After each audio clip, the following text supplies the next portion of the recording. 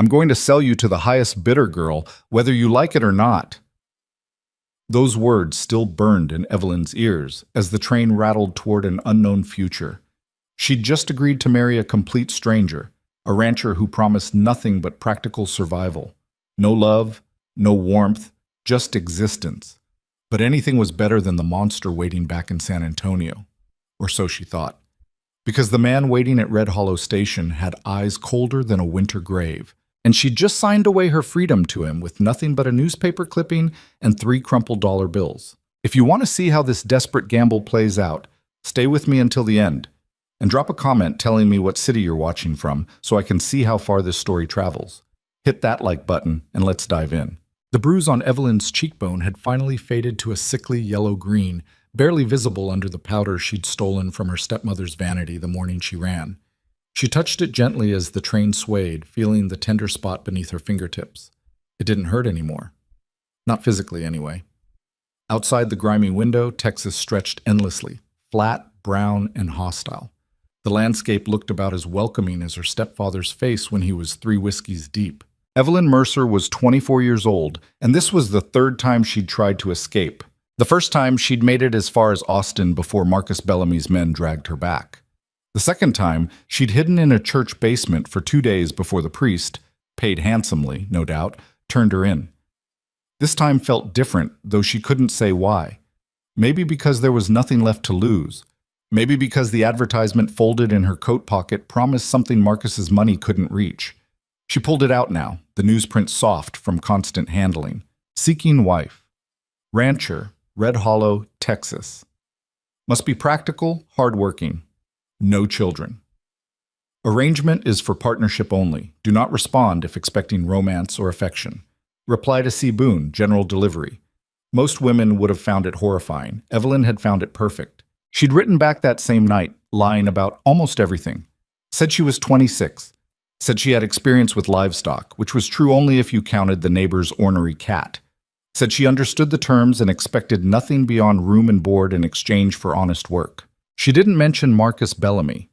Didn't mention the arranged marriage to his business associate, a 47-year-old banker named Horace Drummond who collected wives the way other men collected stamps. This would be his 3rd. Didn't mention how Marcus had grabbed her jaw the night she refused, squeezing until she thought her teeth might crack, and promised that one way or another she'd be Drummond's property within the month. "You're not even my real daughter," he'd hissed, his breath reeking of bourbon and cigars. "Your mother had the decency to die and leave you behind. Least you can do is fetch a decent price." That was 2 weeks ago. The train lurched and Evelyn's stomach lurched with it.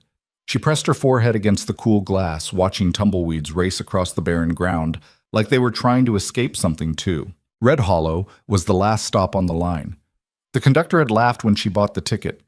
"Nothing out there but dust and disappointment, miss." "You sure?" She was sure. The train began to slow, brakes screaming. Evelyn's hands trembled as she gathered her single carpet bag. Worn leather, patched twice, containing everything she owned. 3 dresses, all mended.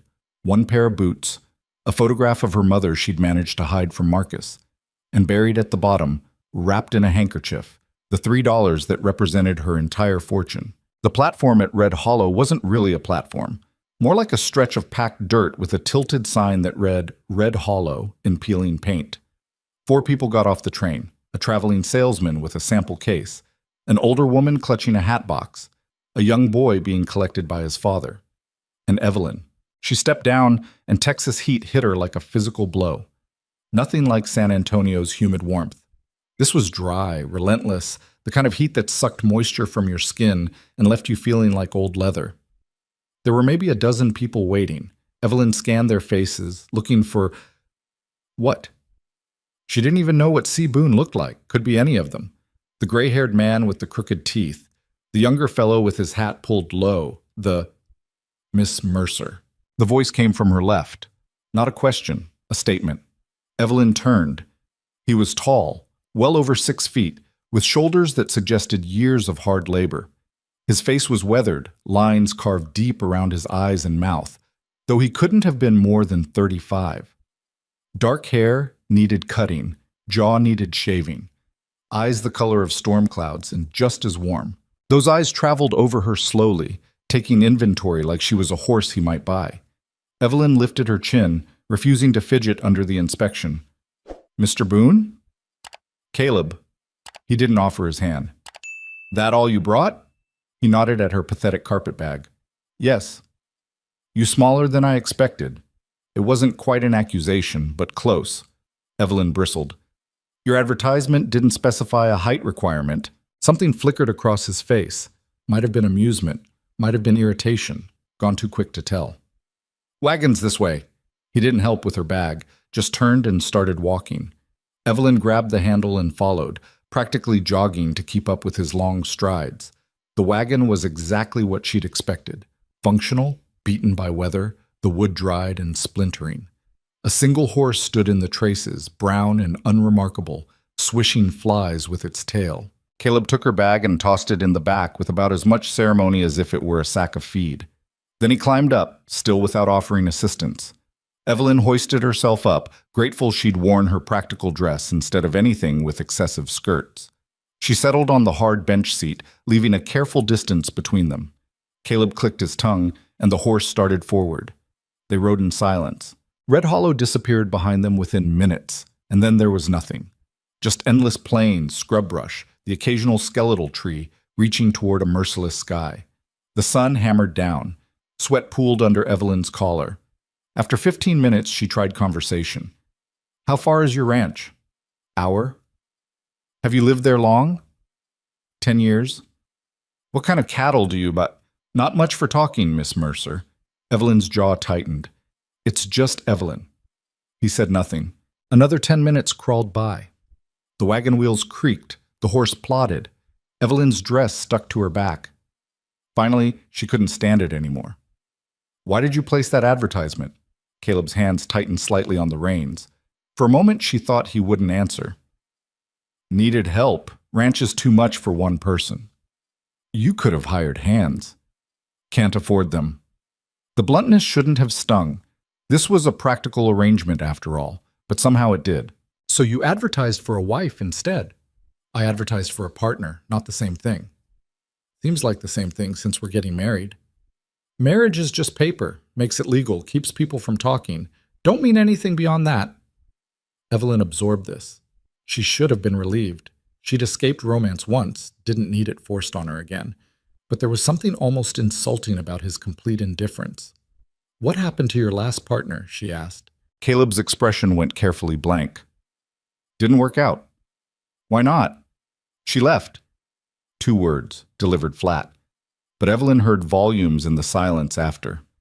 "I'm not going to leave," she said. Caleb glanced at her then, really looked at her. Those storm cloud eyes searched her face. "Everyone says that." "I mean it. I've got nowhere else to go." It slipped out before she could stop it. More honesty than she'd intended. Caleb's gaze sharpened. "Someone after you?" "No." "You're lying." "I'm not." "Your hands are shaking. You keep looking back like you expect someone to be following, and you got a faded bruise on your cheek you tried to cover up." Evelyn's hand flew to her face. She'd thought the powder had hidden it completely. Caleb's expression didn't change, but something shifted in his posture. His voice came out quieter. "Husband?" "Stepfather. And the man he wants me to marry." "You know where you went?" "No, I didn't tell anyone. I just left." Caleb studied the horizon. When he spoke again, his tone was careful, measured. "Ranch is isolated. Nearest neighbor is 8 miles. Town is 12. Nobody comes out unless they have business. If you need to disappear, it's a good place for it." It wasn't sympathy exactly, but it wasn't nothing either. "Thank you," Evelyn said quietly. Caleb nodded once. They rode the rest of the way in silence, but it felt different now. Less hostile. More like 2 people who'd reached an understanding, however fragile. The Boone Ranch appeared suddenly, or what passed for suddenly in landscape this flat. First, the fence line, posts tilted at odd angles, wire sagging. Then the barn, roof missing shingles, walls weathered to gray. Finally, the house. It was small, single story, wood that had once been painted white, but now showed more bare grain than color. The porch sagged on one side. Several windows were dark, curtains drawn or missing.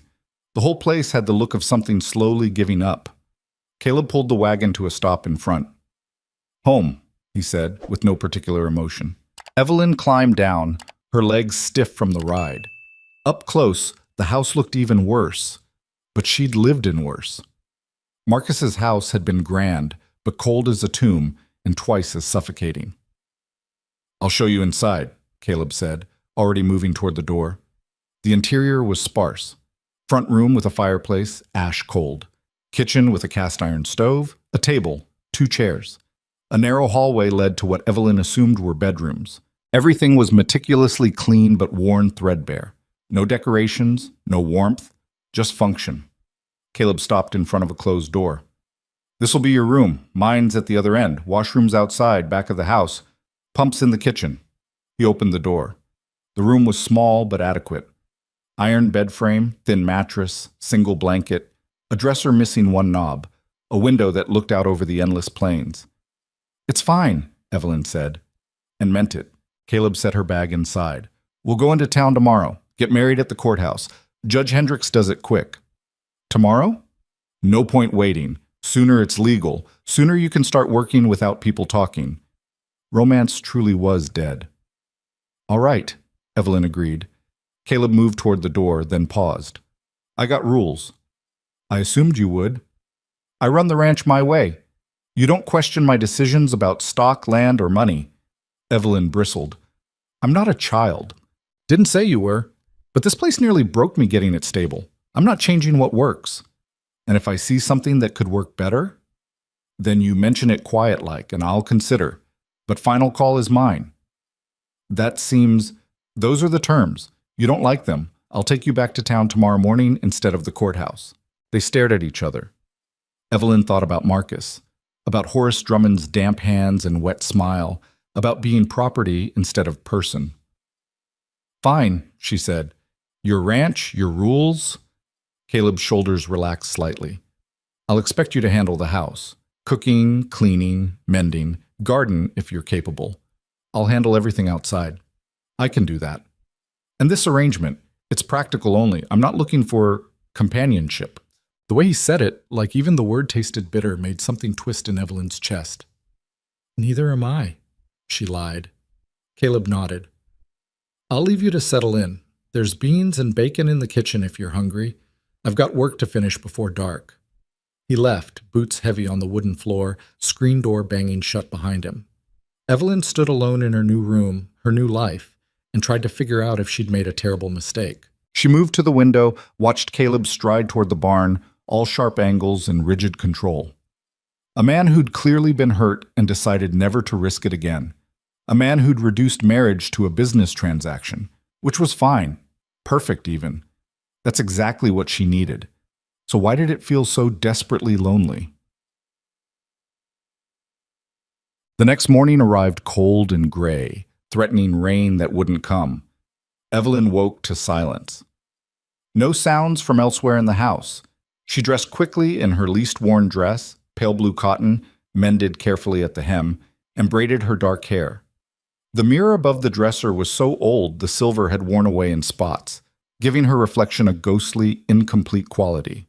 In the kitchen, she found evidence of Caleb's breakfast. A single plate washed and drying by the sink, coffee grounds still in the pot. She poured herself what remained, lukewarm and bitter, and tried to settle her nerves. Today she was getting married, to a stranger, who didn't want her as anything except unpaid labor. Still better than Horace Drummond, she reminded herself. Caleb appeared around 8, cleaner than yesterday but still rough around the edges. He'd shaved at least, revealing a strong jaw and a thin scar near his left ear, changed into what must have been his only good shirt, brown, pressed but faded. "Ready?" he asked. "Yes." The ride into town was a repeat of yesterday's silence, except tighter somehow, more weighted. Evelyn kept her hands folded in her lap to hide their trembling. Red Hollow looked even smaller in daylight. Main Street consisted of maybe 8 buildings: general store, saloon, church, bank, courthouse, hotel, doctor's office, and a building with a sign too faded to read. A handful of people moved about their business, several stopping to stare openly at Caleb's wagon. He pulled up in front of the courthouse, a squat brick building that looked like it was permanently scowling. "People will talk," he said, not looking at her. "Town this size, they got nothing better to do. Ignore them." "I'm used to people talking." "Good." Inside, the courthouse smelled like old paper and lemon oil. A clerk at the front desk, middle-aged woman with spectacles on a chain, looked up and immediately straightened. "Caleb Boone, been a while." "Mrs. Patterson, need to see Judge Hendricks." Her eyes shifted to Evelyn, sharp with curiosity. "This about what I think it's about? Is he available?"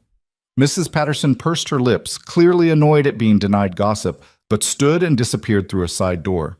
Evelyn waited, acutely aware of her worn dress, her cheap boots, the fact that she was about to marry a man she'd known for less than 24 hours. "Caleb?"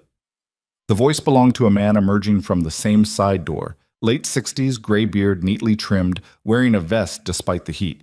Judge Hendricks, presumably. "Judge." Caleb removed his hat. "Need a marriage license drawn up and witnessed." The judge's eyebrows rose slightly. "That's so." He looked at Evelyn. "And you are?" "Evelyn Mercer." "Miss Mercer here understands the terms," Caleb added. "We've discussed it. It's a practical arrangement." "I see." The judge's expression suggested he'd seen this before and didn't approve. "Miss Mercer, you're certain? You understand marriage in Texas is legally binding?" "I understand." "And you're entering this of your own free will? No one's forcing you?" Evelyn thought about Marcus's hands on her jaw. Horace Drummond's collection of wives. "No one's forcing me," she said firmly. The judge studied her a moment longer, then sighed. "All right then, come into my office. We'll need 2 witnesses."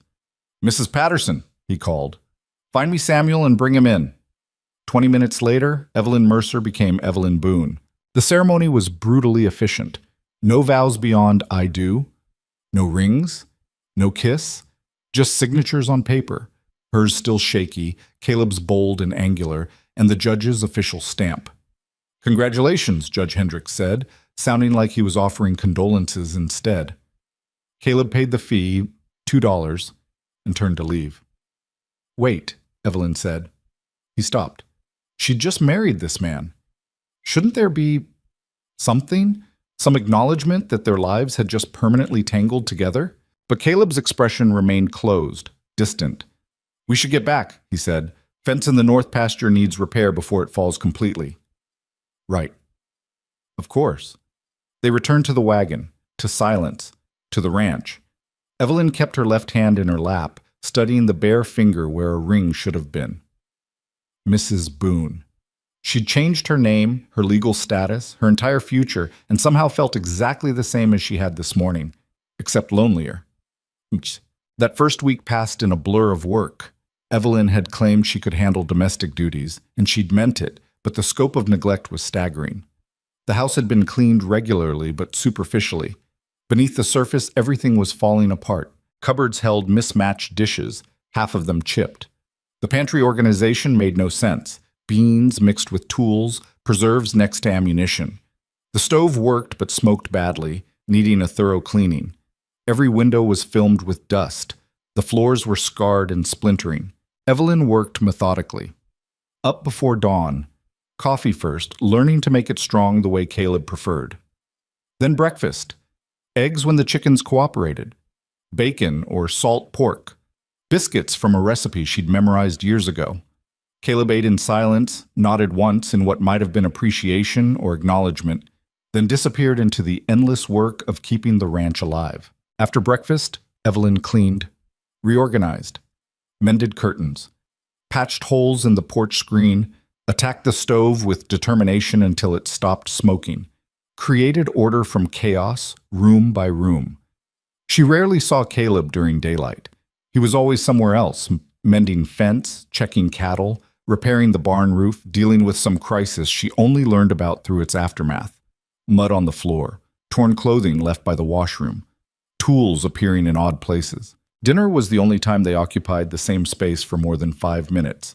Evelyn cooked, Caleb ate. They didn't talk. Well, that wasn't entirely true. Pass the salt. More coffee?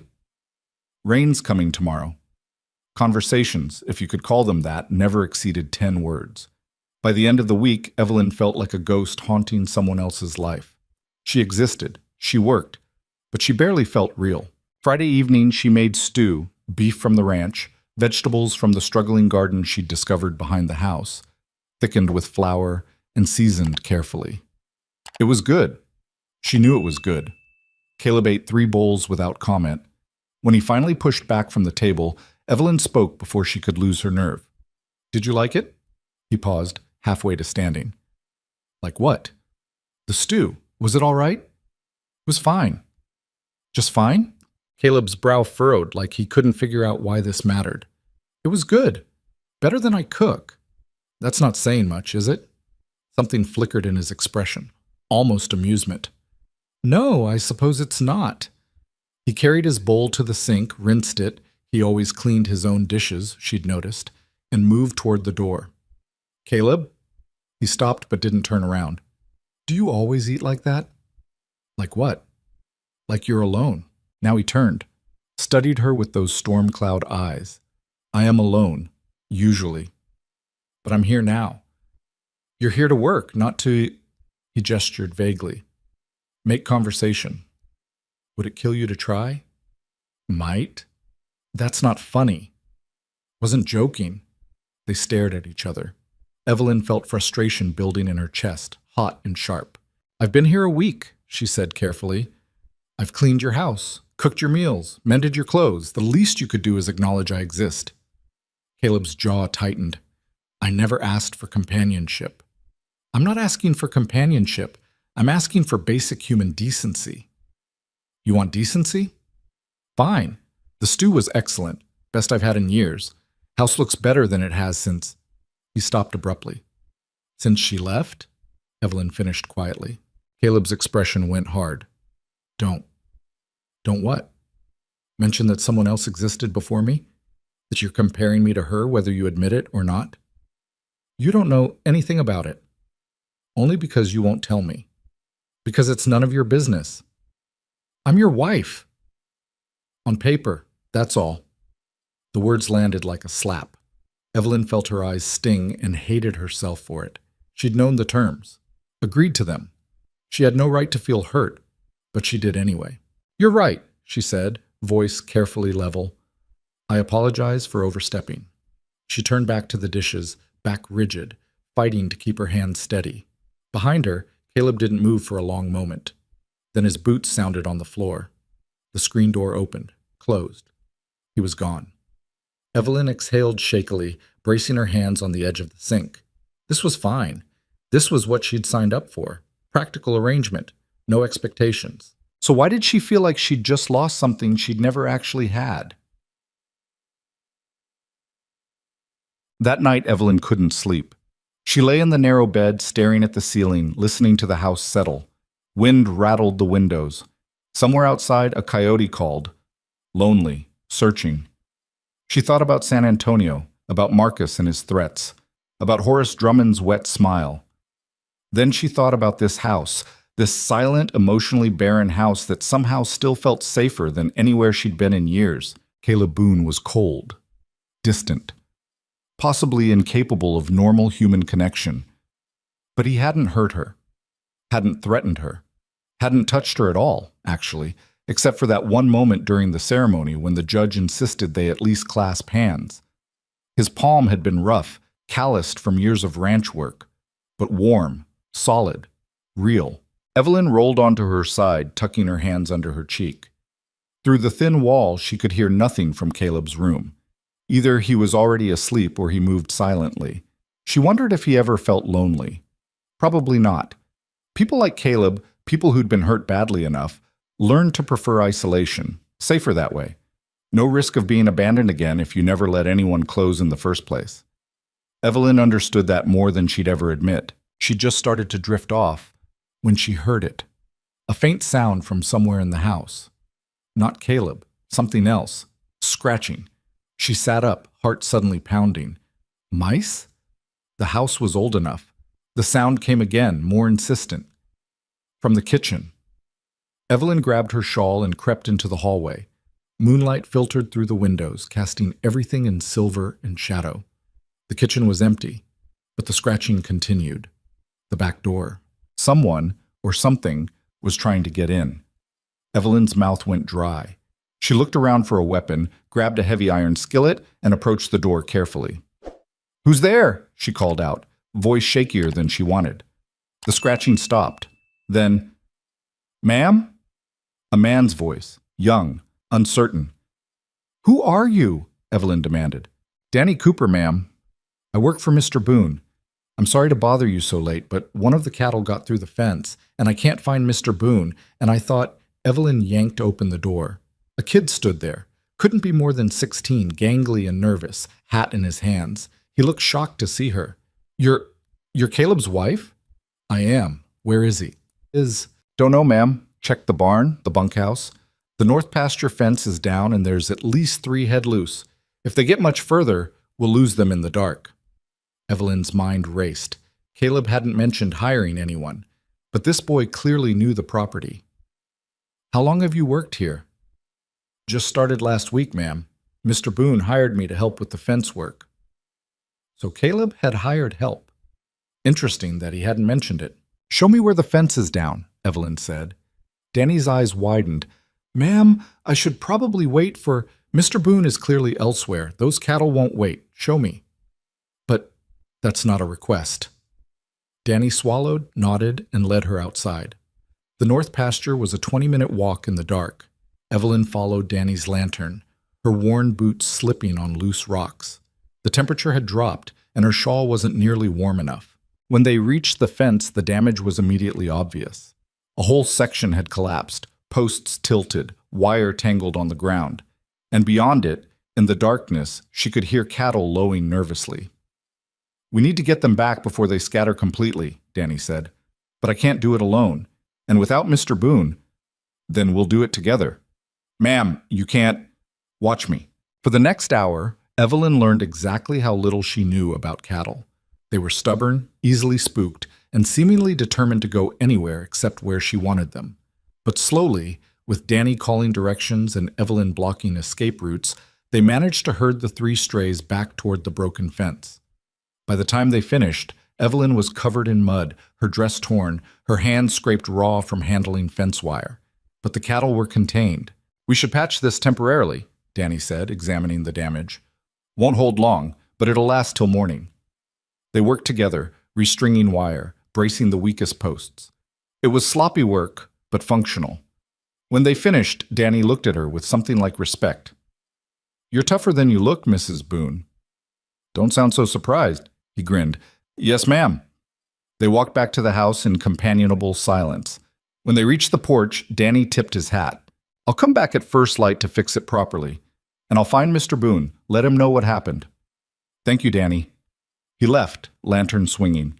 Evelyn went inside, exhausted and filthy. She managed to wash the worst of the mud off before collapsing into bed. Sleep claimed her immediately. Shot. She woke to voices. Sunlight streamed through the window, late morning judging by the angle. Evelyn sat up, disoriented. She never slept this late. The voices were coming from the kitchen. One was Danny, the other, Caleb. Evelyn dressed quickly and emerged to find them both at the table. Caleb looked up when she entered, his expression unreadable. "You should have woken me," she said, embarrassed. "Danny said you were up half the night fixing fence." It wasn't quite accusatory, but close. The fence was down, the cattle were loose. What else was I supposed to do? "Wait for me." "We didn't know where you were." Caleb's jaw tightened. "I was checking the water pump at the south well. It's been acting up." "How was I supposed to know that?" "You weren't, which is why you should have waited." Evelyn's temper flared. "So I should have just let 3 head of cattle disappear into the dark?" "I should have been told there was a problem." "Danny tried to find you." "And when he couldn't, the next step was to wait, not go stumbling around in the dark doing work you don't know how to do." "I managed fine." "You got lucky." "I got the job done." They glared at each other. Danny shifted uncomfortably, clearly wishing he were anywhere else. Caleb spoke first, his voice forcibly calm. "The fence work was adequate, but you had no business being out there alone at night." "I wasn't alone. Danny was with me." Danny's 16 and has been here a week. He doesn't know enough to keep you safe. Safe from what? Cows? From a dozen things that could kill you on a ranch at night. The genuine concern beneath the anger caught her off guard. I didn't realize you cared, she said quietly. Something flickered across Caleb's face. He looked away. I care about not losing a worker, he said gruffly. Hard enough to find someone willing to stay out here. The moment broke. Evelyn felt something inside her harden. Of course, she said. How practical of you. She moved past him to the stove, started preparing breakfast with sharp, angry movements. Behind her, Caleb stood. Danny, go check the east fence line. Make sure last night's wind didn't damage anything else. Yes, sir. The boy fled. Silence filled the kitchen except for the clatter of Evelyn's cooking. You're angry, Caleb said finally. Very observant. I was trying to, Trying to what? Remind me that I'm just an employee? Mission accomplished. That's not, isn't it? She turned to face him. You made it very clear what this arrangement is, Caleb. Practical. No expectations. I'm just the person who cooks and cleans. Fine. But don't pretend you were worried about me last night. Worry requires actually caring about someone. Caleb's expression went carefully blank again. That wall slamming down. You're right, he said flatly. I apologize for the confusion. He left. Evelyn stared at the empty doorway, shaking with frustration and something deeper that she refused to name. This was impossible. How was she supposed to live like this? Working beside someone who treated her like furniture with a pulse? She finished making breakfast that no one would eat, then did the dishes with movement so forceful she nearly broke a plate. Fine. If Caleb wanted practical, she'd give him practical. She spent the rest of the day working with focused intensity, finished reorganizing the pantry, cleaned every window until they sparkled, pulled weeds from the garden with vicious efficiency. Caleb stayed outside. She saw him occasionally working on some project near the barn. They didn't speak. Dinner was beans and cornbread, simple, functional, exactly what you'd expect from an employee. Caleb ate in silence. Afterward, Evelyn cleaned up and went to her room. She sat on the edge of the bed, staring at nothing, feeling the weight of the day settle on her shoulders. This was her life now, this silence, this distance. She'd escaped Marcus and Horace, but she'd traded one kind of misery for another. At least this kind didn't leave bruises. Small comfort. Through the wall, she heard Caleb moving around in his room. The floor creaked. A drawer opened and closed. Two people living in the same house, separated by a few feet of wall in an ocean of hurt neither would acknowledge. Evelyn lay down, pulled the thin blanket over herself, and watched shadows move across the ceiling. Tomorrow would be the same, and the day after, and the day after that. This was her future. She'd better get used to it. Boscht. 3 more weeks passed in the same pattern. Work. Silence. Meals eaten together, but alone. 2 people circling each other like planets in separate orbits, never quite colliding. Evelyn fell into the rhythm of ranch life despite herself. Wake before dawn. Start coffee. Make breakfast. Clean. Mend. Cook. Clean again. Collapse into bed exhausted. The work was endless, but it had a certain honesty to it. Unlike San Antonio's suffocating social rules, here the equation was simple. Work equaled results. She could see the difference she was making, the house slowly transforming, the garden beginning to produce, meals improving. Caleb acknowledged none of it. Oh, he didn't complain, but he didn't comment either. Just ate what she cooked, lived in the spaces she cleaned, wore the clothes she mended, and remained as emotionally accessible as the horizon. Danny became her only source of conversation. The kid came by most days, always polite, always willing to explain ranch things when she asked. He'd mentioned his own family, father who drank, mother who'd died, 5 younger siblings he helped support. Working for Caleb was his first real job. He's tough but fair, Danny told her one afternoon while she fed the chickens. Pays what he promises, doesn't yell, doesn't hit. That's more than most. The bar is remarkably low, Evelyn observed. Danny grinned. Yes, ma'am. But out here, you take what you can get. She thought about that later. Taking what you can get. Wasn't that what she was doing? She'd run from one bad situation straight into another type of emptiness. Except Except sometimes she caught Caleb watching her. Quick glances when he thought she wasn't looking. His expression unreadable, but attentive. And small things kept appearing. Fresh water outside her bedroom door every morning before she woke. The broken hinge on the pantry door fixed overnight. Her riding saddle, which she'd mentioned to Danny was rubbing her wrong, mysteriously repaired with new stitching. Caleb never mentioned these things. Never took credit. But who else could it be? It was confusing. Maddening. He gave her nothing in words, but these tiny gestures whispered something different. One evening, Evelyn decided to test the theory. She'd made apple pie from fruit she'd found at the general store. Expensive, but she'd used some of the small household budget Caleb had given her. It was her mother's recipe, one of the few things she remembered clearly from before everything fell apart. She served it after dinner without comment. Caleb took a bite, then stopped.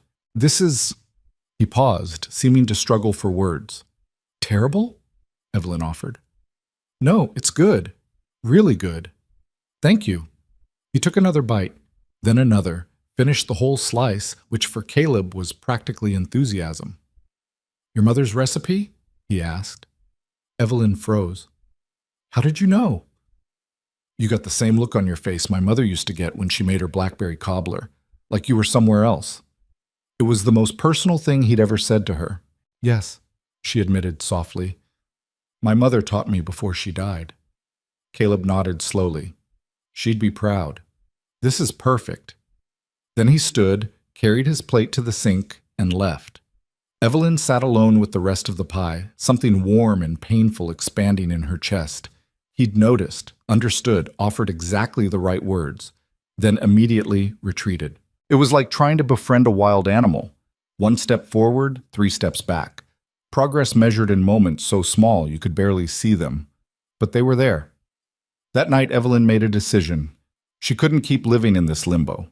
Either she gave up on any possibility of connection, accepted the practical arrangement exactly as defined, or she tried to bridge the gap between them. The safe choice was obvious: accept the situation. Stop hoping for more. But Evelyn had never been particularly good at safe choices. If she had been, she'd have married Horace Drummond and lived a comfortable, miserable life.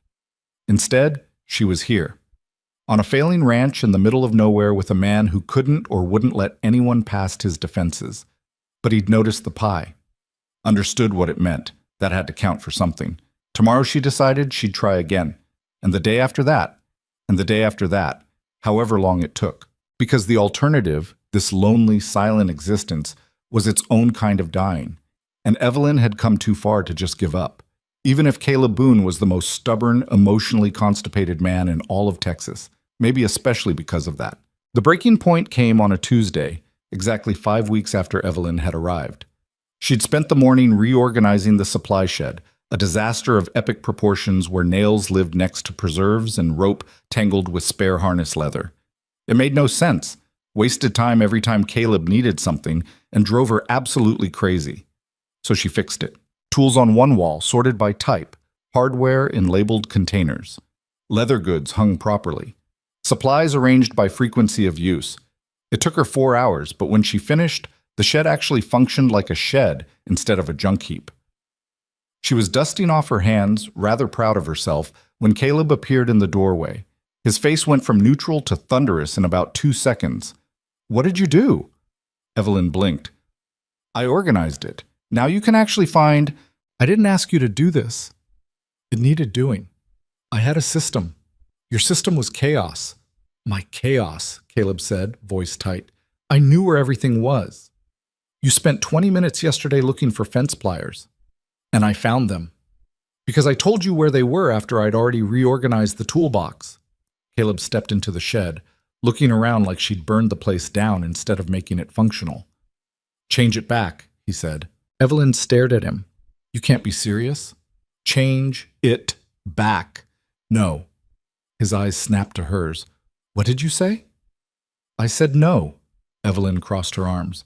"This is better, more efficient, saves time. And I'm not wasting another 4 hours putting your mess back together just because you're too stubborn to admit improvement when you see it. I don't recall asking for your opinion on how I run my property. And I don't recall signing up to work for a tyrant who can't handle basic organizational logic." The air between them crackled. Caleb's jaw worked.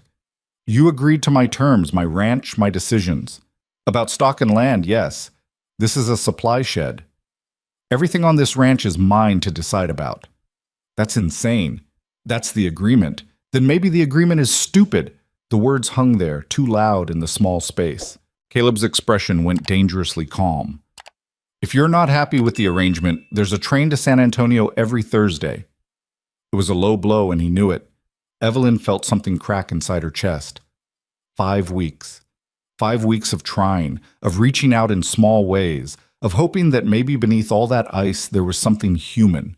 And here he was, threatening to send her back to Marcus, like she was a defective purchase he could return. Fine, she said, voice shaking. You want your chaos?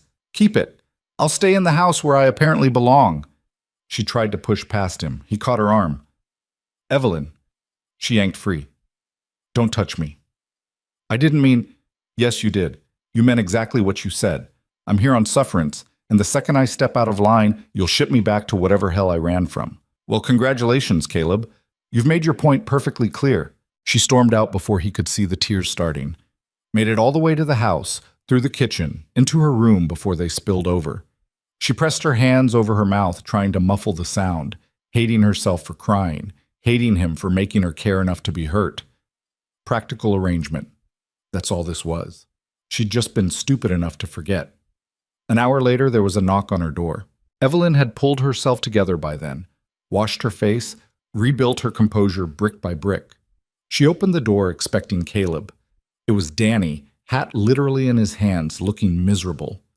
Mrs. Boone, I'm real sorry to bother you, but Mr. Boone said to tell you he's riding out to check the south fence line, and won't be back till after dark. He said there's leftover stew in the pot if you're hungry, and... Danny hesitated. And what? And he's sorry about earlier. He knows he was wrong. Evelyn's eyebrows rose. He said that. Not in those exact words, ma'am. He mostly just glared at the horizon and told me to make sure you knew he wouldn't be at dinner. But I've worked for him long enough to know when he's feeling bad about something. He gets real quiet and mean to fence posts. Despite everything, Evelyn almost smiled. Mean to fence posts? Yes, ma'am. Hammers them extra hard. Real aggressive-like. I see. Danny shifted his weight. For what it's worth, the supply shed looks real good. Makes my job a lot easier. I told him so, but he just grunted at me. Thank you, Danny. Yes, ma'am. I'll just go now. He fled. Evelyn closed the door and leaned against it. Caleb was sorry, or as close to sorry as a man like him could get, which apparently meant hiding at the south fence line and abusing fence posts instead of apologizing like a normal human being. She should have been angrier, should have held on to her righteous fury, but instead, she just felt tired. That evening, Evelyn ate stew alone at the table, watching the sun set through the kitchen window. The house felt bigger somehow when she knew Caleb wasn't just in another room but actually gone. She hated that she noticed, hated that she'd gotten used to his presence even when he wasn't talking. The sound of his boots on the porch, the smell of coffee he'd made before dawn, the way he always washed his own dishes, careful and precise, like it mattered. Small things.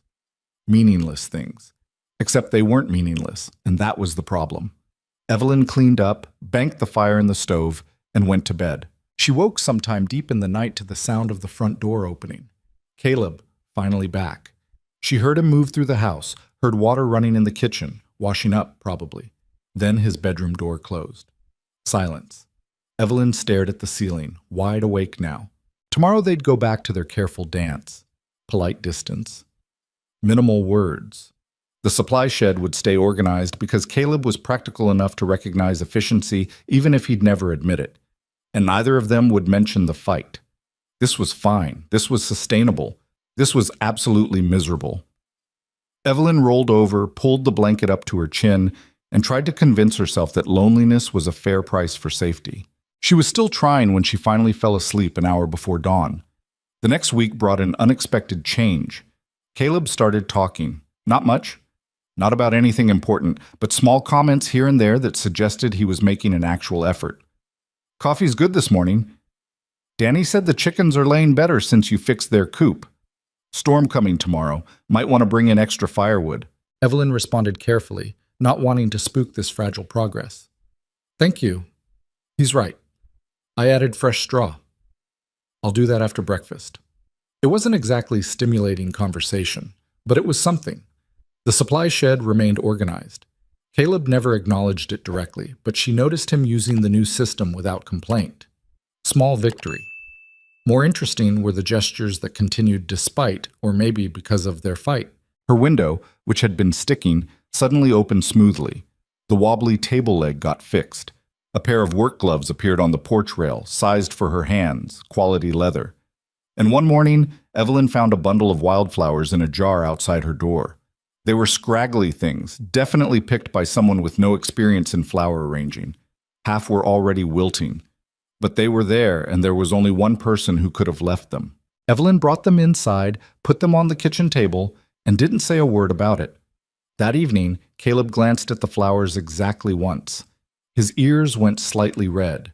They ate dinner in silence, but it felt different somehow. Less empty. After he left, Evelyn touched one of the wilted petals gently. The man was infuriating, emotionally stunted, incapable of just using his words like a normal person. But he was trying. In his own broken, backwards way, he was trying. It was something. 2 days later, Caleb taught her to ride properly. It started because Evelyn mentioned needing supplies from town and not wanting to wait for him to have time to make the trip. "You can't ride well enough," Caleb said. "Not for 12 miles each way." "I can ride fine." "You can sit on a horse without falling off." "That's not the same as riding." "Then teach me." He looked surprised, like he'd expected her to argue. "Now?" he asked. "Unless you're too busy being mean to fence posts." His mouth twitched. Might have been a smile. Hard to tell. "Get your hat. Sun's brutal this time of day." They went to the corral where 3 horses stood in the shade. The brown one from the wagon, a gray mare with kind eyes, and a black gelding that looked like it had opinions about everything. Caleb brought out the gray. "This is Dolly. She's patient. Won't spook easy. Good horse to learn on." He saddled her while explaining each step. Evelyn paid attention, watching his hands work with casual expertise. "Now mount up," he said. Evelyn grabbed the saddle horn, stuck her foot in the stirrup, and hauled herself up with more determination than grace. "Good. Now, I know how to sit, Caleb. I'm not completely incompetent." "Didn't say you were, but there's sitting and there's riding. You want to learn or not?" Evelyn swallowed her pride. "I want to learn." For the next hour, Caleb taught her how to hold the reins properly, how to use her legs to guide instead of just yanking the horse's head around, how to move with the animal instead of against it. He was patient, surprisingly good at explaining, and when she made mistakes, he corrected without judgment. "Loosen your shoulders. You're tense. Don't pull back so hard. She'll stop fine with gentle pressure." "Better. You're getting it." By the end, Evelyn could walk Dolly around the corral with something resembling competence, and even managed a slow trot without bouncing around like a sack of potatoes. Caleb watched from the fence, arms crossed, expression unreadable. "You'll do," he said finally. "Practice every day for a week. Then we'll try a short ride out to the creek. If that goes well, town after that." "Thank you." He nodded, moved to take Dolly's reins. Their hands brushed. Both of them froze. It was nothing. Barely contact. But Evelyn felt it like a shock up her arm, and from the way Caleb went absolutely still, he'd felt it too. He pulled back first. "I'll untack her. You should go inside. You got sun on your face." He wasn't wrong. Her cheeks felt hot, but she suspected it wasn't entirely from the sun. "Right. Yes, I'll just—" She fled. In the kitchen, she pressed her hands to her cheeks, feeling ridiculous. It was an accidental touch, meaningless. The kind of thing that happened a dozen times a day between normal people. But nothing about their relationship was normal, and that brief moment of contact had felt more intimate than her entire engagement to Horace Drummond. Evelyn grabbed a glass of water, drank it too fast, and tried to get her thoughts under control. This was dangerous territory. She had agreed to a practical arrangement, started developing actual feelings for her emotionally unavailable husband was not part of the plan. Except maybe it was too late for warnings. Maybe it had been too late since the moment he'd left those scraggly wildflowers outside her door. That evening, Caleb came in for dinner looking like he'd been working hard. His shirt was stained with sweat, sleeves rolled up to reveal corded forearms. He washed up at the pump, dried his hands, and sat down without meeting her eyes. Evelyn served chicken and dumplings, another of her mother's recipes. Comfort food. The kind that required patience and care to make properly. Caleb took a bite, stopped, took another. "This is good?" Evelyn offered. "Yeah." He looked up then, met her eyes. "Real good. Thank you for making it." "You're welcome." They ate in silence, but again, it felt different. Caleb kept glancing at her like he wanted to say something but couldn't figure out how. Finally, he cleared his throat. "About the other day, the supply shed." Evelyn waited. "You were right. It's better organized, makes work easier." He paused. "I was being stubborn." Coming from Caleb, this was basically a full apology complete with flowers and a brass band. "Thank you," Evelyn said carefully. "I know change is hard." "It's not the change, it's—" He stopped, jaw working. "She used to do that, Margaret, the woman who was here before. She'd reorganize things, rearrange the house. And for a while it was nice, made the place feel lived in. But then she left anyway, and everything she'd changed just reminded me she was gone." Evelyn's chest tightened. "Margaret was your wife?" "Yeah, for 3 years. Met her in town, thought she was different. Brought her out here, and for a while things were good. But ranch life was harder than she expected, lonelier. When my cattle got sick and I lost half the herd, we almost went under. She didn't want to wait around to see if I'd recover. She just left. One morning I woke up and she was gone. Took her things, took the wagon, took what money we had saved, left a note saying she couldn't do it anymore." His voice was flat, but pain lived underneath. "I don't blame her. This life isn't for everyone. That's why you advertised for a practical arrangement. No expectations. No risk of being hurt again." "Yeah, no." He met her eyes. "I know it's not fair to you. You didn't do anything wrong. But when I see things changing, part of me just—" He gestured vaguely. "Panics that I'll leave too?" Something like that. Evelyn sat with this information, understanding clicking into place. The coldness wasn't natural to him. It was armor. Every wall he'd built, every emotional distance he maintained was protection against being abandoned again.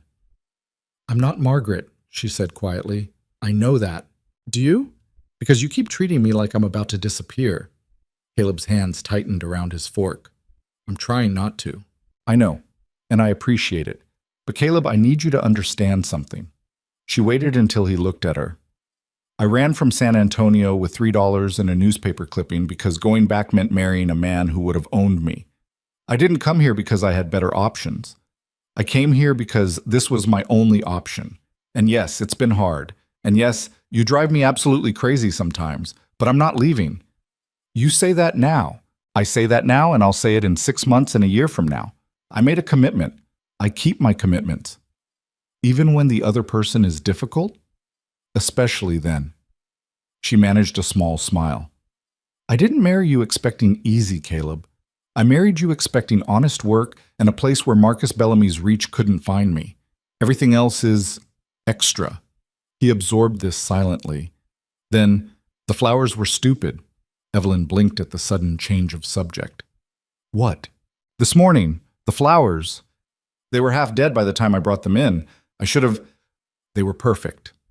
Caleb looked skeptical. "I mean it," Evelyn insisted. "Do you know how long it's been since anyone gave me flowers? Even sad, wilted ones?"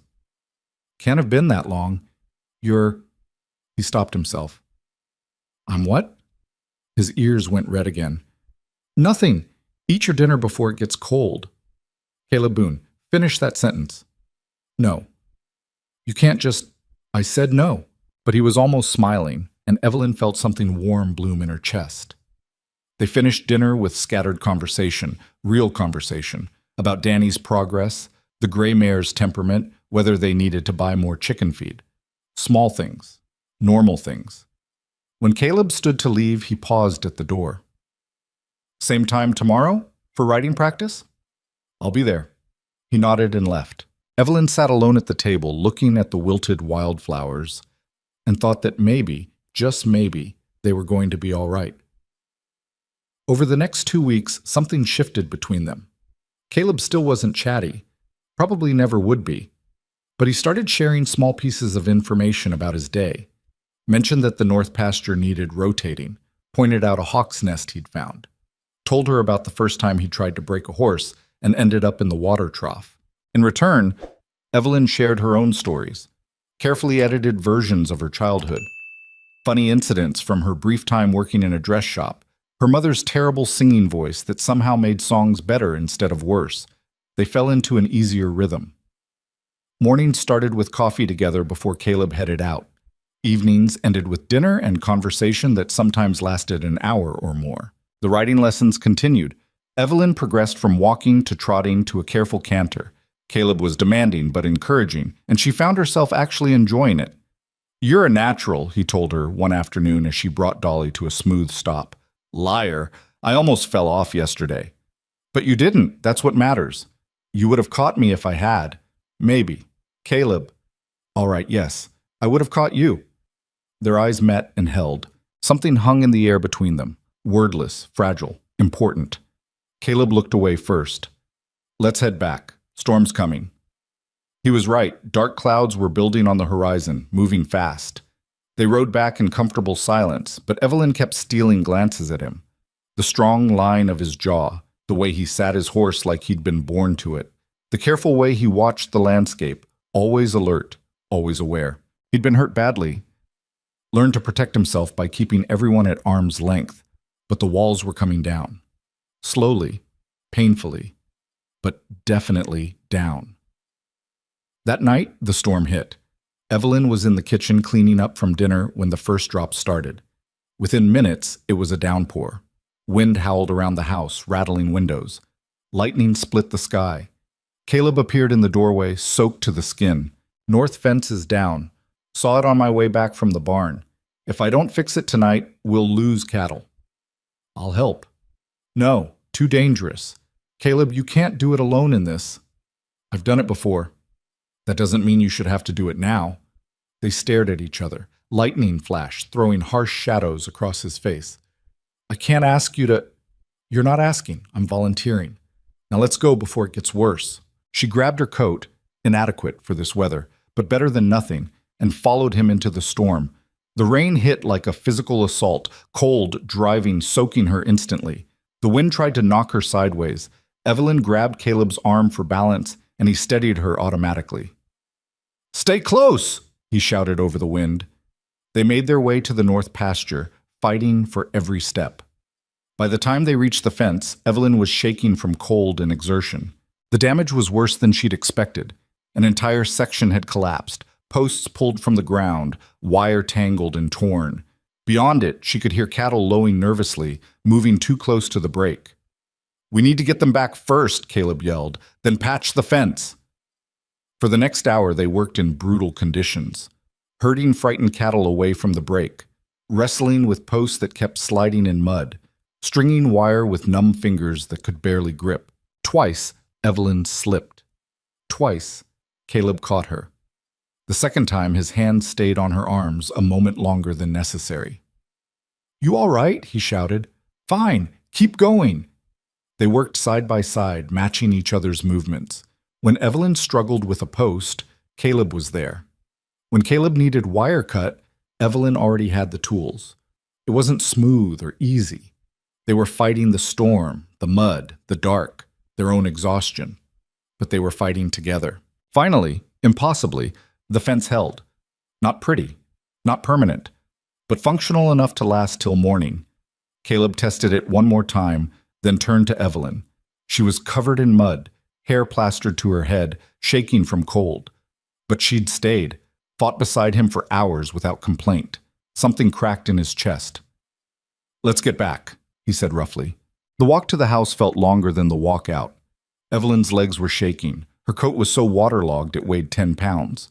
But she kept going, Caleb's hand occasionally steadying her when she stumbled. Inside, they stood dripping on the kitchen floor. "You need to get out of those wet clothes," Caleb said. "I'll start a fire." Evelyn nodded numbly and made her way to her room. Getting undressed with frozen fingers was an ordeal. She managed eventually, wrapped herself in the blanket from her bed, and returned to the kitchen where Caleb had already coaxed flames from the stove. He'd changed into dry clothes and was making coffee. "Sit," he ordered. Evelyn sat.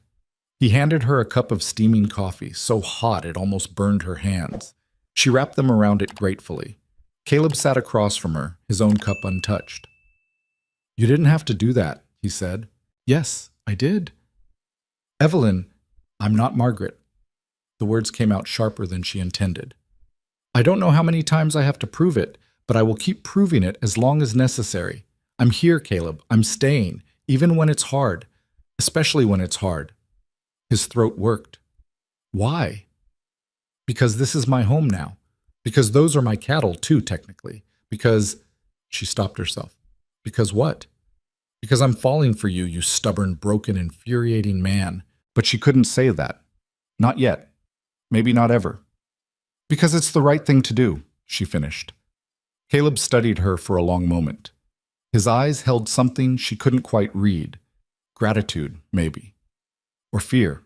Or hope. "You're tougher than you look, Evelyn Boone. Don't sound so surprised." "I'm not. Not anymore." They sat in silence, drinking coffee, listening to the storm rage outside. And for the first time since arriving at this isolated ranch, Evelyn didn't feel alone. Neither of them did. The morning after the storm dawned clear and cold, like the weather was apologizing for its tantrum. Evelyn woke with every muscle screaming in protest. Her shoulders ached. Her hands were covered in small cuts and scrapes. Her back felt like someone had beaten it with a board. Worth it, though. She dragged herself out of bed and found Caleb already in the kitchen, moving just as stiffly as she felt. He had a bruise darkening along his jaw that she didn't remember from last night. "Coffee's ready," he said, not quite meeting her eyes. "Thank you." They sat across from each other, both too sore to pretend otherwise. Caleb kept flexing his right hand like it hurt. Evelyn noticed his knuckles were split and bleeding. "Let me see that," she said. "It's fine." "Caleb." He sighed and extended his hand. The knuckles were definitely split, dirt still embedded in the wounds. Evelyn got up, ignoring her protesting muscles, and retrieved the small medicine kit she'd found in the pantry weeks ago. She dampened a clean cloth and started carefully cleaning his hand. Caleb sat very still, watching her work. "This is going to sting," she warned, reaching for the bottle of alcohol. "I've had worse." She dabbed the alcohol on. He didn't flinch, but his jaw tightened. "You should have said something last night," Evelyn murmured, wrapping the knuckles with clean strips of cloth. "Had other priorities." "Like what?" "Making sure you didn't catch pneumonia from standing in freezing rain for 2 hours." Evelyn's hands stilled. She looked up and found him watching her with an expression that made her heart skip. "I'm fine," she said. "You were shaking so hard I thought your teeth would crack." "So were you." "I'm used to it." "That doesn't make it better." Caleb's mouth twitched.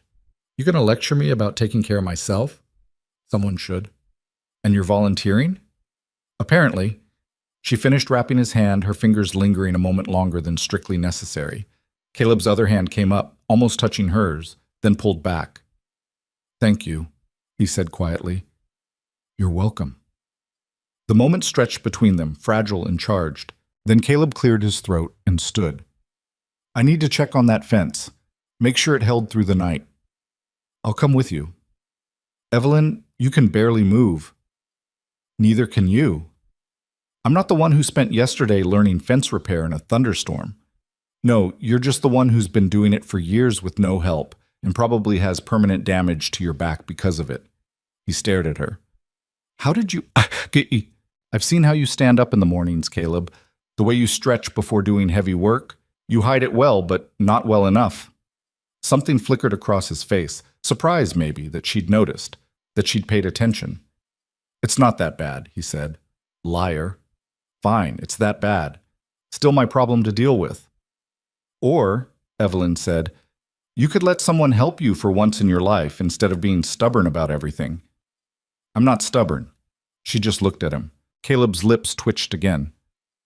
"All right. Maybe a little stubborn." "A little?" "Don't push your luck, Mrs. Boone." But there was warmth in his voice that hadn't been there before. Something that felt almost like affection. They rode out together on Dolly. Evelyn had gotten good enough that Caleb trusted her on the gentler horse alone. The black gelding, whose name turned out to be Storm, lived up to his reputation by trying to bite Caleb's shoulder twice before they even left the yard. "He's always like this?" Evelyn asked. "Worse on Mondays." "How can you tell it's Monday?" "He's extra opinionated." Despite everything, Evelyn laughed. The sound surprised both of them. Caleb glanced at her, something soft in his expression. "You should do that more." "What, laugh at your terrible jokes about temperamental horses?" "Just laugh in general. Haven't had much reason to lately." "Yeah," Caleb said quietly. "I know. I'm sorry about that." Evelyn's chest tightened. "You're trying now. That's what matters." They reached the fence line to find it still standing, barely. In daylight, their repair work looked even more precarious than it had felt in the storm. Wire twisted at odd angles. Posts leaned like drunks. But it was holding. "We'll need to redo this properly," Caleb said, dismounting. "But it'll last a few more days." "I'll help." "You don't have to." "I know, I want to." He studied her for a moment, then nodded. "All right. But we do it during the day this time, in reasonable weather, while I can actually see what I'm doing." "Agreed." They spent the next hour reinforcing the worst spots, working in comfortable silence. Evelyn was getting better at anticipating what Caleb needed, handing him tools before he asked, holding wire taut while he secured it, steadying posts while he drove them deeper. Teamwork. Partnership. The thing they'd agreed to from the beginning, but were only now actually achieving. When they finished, Caleb stood back and surveyed their work with something like satisfaction. "Not bad," he said. "High praise from you." "I mean it. You've got good instincts for this." "Thanks. Though I suspect good instincts mostly means I'm willing to get dirty and don't complain when things are hard. That's more than most people manage." There was weight behind those words. Evelyn thought about Margaret, who'd left when things got difficult. About the loneliness Caleb had been living with for years. About how hard it must be for him to trust that someone would stay. "I meant what I said last night," she told him. "I'm not going anywhere." Caleb's throat worked. "I'm starting to believe that." Good. They rode back as the sun climbed higher, burning off the last remnants of storm clouds. The land looked washed clean, everything sharper and brighter. Evelyn breathed in the smell of wet earth and sage, feeling something settle in her chest. This was home. Actually, genuinely home. Not because the house was fancy or the work was easy or even because she had any particular love for ranching, but because for the first time in her life she felt like she belonged somewhere, like she mattered to someone. That afternoon, Danny showed up looking worried. "Mr. Boone, got a problem. The Miller Ranch is selling off stock cheap. Sickness went through their herd and they're trying to cut losses. Half the ranchers in the county are heading over there this afternoon to see what they can buy." Caleb's expression darkened. "How cheap?" "Real cheap, maybe half what you'd normally pay." "What kind of sickness?" "Don't know for sure, some kind of fever, I heard." Caleb was quiet for a moment, thinking. Evelyn could see him calculating the risk versus the potential gain. Good breeding stock at half price could transform the ranch, but sick cattle could destroy it. "I should go look," he said finally. "Even if I don't buy, I should know what's circulating. Don't want it spreading to our herd." "You want me to come with?" Danny asked. "No, stay here. Keep an eye on the north fence." Caleb glanced at Evelyn. "I'll be back by evening." "Be careful." Something passed between them. A shared look that felt more intimate than words. "Always am," Caleb said, and left. Evelyn watched him ride off, feeling oddly anxious about his absence, which was ridiculous. He'd been leaving the ranch regularly since she arrived. This was no different, except it felt different. Everything felt different now. She threw herself into work to distract herself, finished the mending that had been piling up, weeded the garden, started bread dough for tomorrow, checked on the chickens. The afternoon crawled by. Evening came. No Caleb. Evelyn made dinner anyway, keeping it warm on the stove, told herself there was nothing to worry about. He'd probably gotten caught up in negotiations or stopped to talk with other ranchers. Perfectly normal. Full dark arrived. Still no Caleb. Now Evelyn was genuinely worried. She stepped out onto the porch, straining to hear hoofbeats. Nothing but wind and the distant call of coyotes. Danny appeared from the bunkhouse, looking concerned. He's not back yet? No? That's not like him. Mr. Boone's always back before dark unless something's wrong. Evelyn's stomach clenched. Should we go look for him? In the dark? We'd never find him. Better to wait till first light. What if he's hurt? Then him being hurt in the dark with us lost trying to find him doesn't help anybody. Danny's young face was serious. I know it's hard, ma'am, but waiting's the right call. Evelyn wanted to argue, wanted to saddle Dolly and ride out searching, but Danny was right. She'd get lost, probably hurt herself, and make everything worse. All right, she said, but if he's not back by dawn... By dawn? I'll ride out myself, I promise. Danny went back to the bunkhouse. Evelyn stood on the porch a while longer, staring into darkness, before finally going inside. She tried to read. Couldn't focus. Tried to sleep. Couldn't relax. Midnight came and went. 1 in the morning, 2.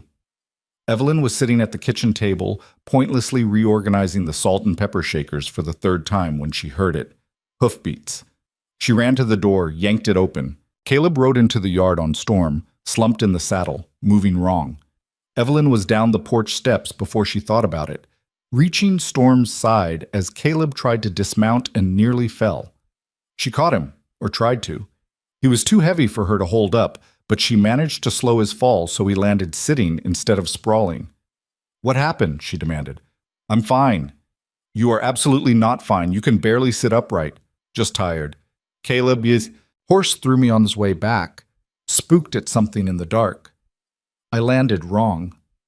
Evelyn's heart stopped. Where? Where did you land? Left side, ribs mostly. She helped him stand. He moved like every breath hurt and got him into the house. He collapsed into a kitchen chair, face pale with pain. Let me see, Evelyn said. It's not, let me see, or I'm riding into town right now to get the doctor. Caleb sighed and carefully unbuttoned his shirt. The bruising was spectacular. His entire left side was mottled purple and black, already swelling. Evelyn touched it gently and he hissed. Ribs are probably cracked, she said. Maybe broken. Yeah. Why didn't you go to the doctor in town? Because I needed to get home. Caleb, I needed to get home to you, he said quietly. In case you were worried. The words hit her square in the chest. Of course I was worried, you idiot. You were supposed to be back hours ago. I know. I'm sorry. Evelyn blinked back sudden tears. Don't apologize. Just let me help you. She cleaned the scrapes on his hands and arms where he'd hit the ground, got him water and the bottle of whiskey she'd found in the pantry, for medicinal purposes, she told herself, made him drink enough to take the edge off the pain. Then she helped him to his room. He moved like an old man, every step carefully measured. Getting him onto the bed was an ordeal that left both of them breathing hard. You should probably wrap the ribs, Caleb said. Tight, so they don't shift. I don't know how. I'll talk you through it. So at 2:30 in the morning, Evelyn found herself wrapping strips of cloth around Caleb's torso while he gave terse instructions, both of them trying to ignore the intimacy of the situation. Tighter. I don't want to hurt you. It's going to hurt either way. At least this way I can breathe tomorrow. She pulled the cloth tighter, watching his face for signs she was making it worse. Good, he said. Now tie it off. She did, her fingers fumbling with the knot. When she finished, Caleb leaned back against the pillows, eyes closed. Thank you, he said. You're welcome. Evelyn started to leave. Wait! She turned. Caleb was looking at her with an expression she couldn't quite read. I'm glad you were here, he said. I'm glad you stayed. Evelyn's throat tightened. Where else would I be? A lot of places. Better places, probably. There's nowhere I'd rather be. The words hung in the air between them. Caleb's hand moved slightly, like he might reach for her, then stopped. You should get some sleep, he said instead. So should you. Yeah. Evelyn lingered another moment, then forced herself to leave. In her own room, she lay awake listening for sounds from across the hall. Once, she heard him shift and groan. She almost went to check on him, but he'd asked for space, and she needed to respect that, even if every instinct she had was screaming at her to go to him. The next morning, Caleb was worse. He couldn't get out of bed without help, couldn't take a full breath without pain radiating through his chest. Evelyn brought him breakfast and watched him eat left-handed because moving his right arm pulled the damaged ribs. "You're not working today," she informed him. "Can't just stop." "Yes, you can. Danny and I will handle the essential stuff. Everything else can wait." "Evelyn, this is not a discussion, Caleb. You're injured. You need to rest. End of story." He looked like he wanted to argue, but the pain in his side must have won because he just nodded. "Thank you," he said quietly. Evelyn spent the day running the ranch with Danny's help, feeding animals, checking fences, dealing with a pump that had decided today was a great day to malfunction. It was exhausting, but she managed. Every few hours, she checked on Caleb, brought him food, made sure he was taking water, changed the wrapping on his ribs when it started to loosen. By the third day, he was improving. By the fifth, he could move around without looking like he was dying. By the seventh, he was back to light work despite Evelyn's protests. "I've been laying around like an invalid long enough," he said. "You have broken ribs. Cracked ribs. That's not better." "Evelyn, I appreciate the concern, but I'm fine." "You're not fine. You're just stubborn. Can be both." She glared at him. He almost smiled. "Compromise," he offered. "I'll take it easy, no heavy lifting, but I need to move around or I'll go crazy." "Fine, but if you re-injure yourself, I'm tying you to the bed." Caleb's eyebrows rose. His ears went red. Evelyn realized what she'd said. Her own face flamed. "I meant, for medical purposes, to keep you from—" "I know what you meant." "Right, yes, obviously." They stared at each other, both thoroughly embarrassed. Then Caleb laughed. It was the first time Evelyn had heard him really laugh. Not just a huff of amusement, but an actual, genuine laugh. It transformed his whole face, made him look years younger, almost boyish. "You should do that more," Evelyn said softly. "What, embarrass myself?" "Laugh. You look happy when you laugh." The laughter faded, but the warmth in his expression remained. "Haven't had much to laugh about in a long time," he admitted. "But lately—" He trailed off, looking at her in a way that made her heart race. "Lately?" she prompted.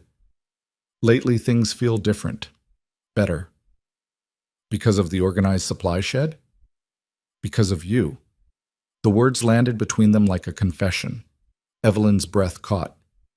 "Caleb, I know what we agreed to," he said quickly. "Practical arrangement. No expectations. And if that's all you want, I'll respect that. But I need you to know it's not all I want. Not anymore." Her heart was pounding so hard she could hear it. "What do you want?" "I don't know. Something more. Something real." He looked frustrated with himself. "I'm not good at this. Talking about feelings. Margaret used to get so angry because I couldn't just say what I meant." "You're doing fine." "I'm really not." "Caleb." Evelyn stepped closer. "What are you trying to say?"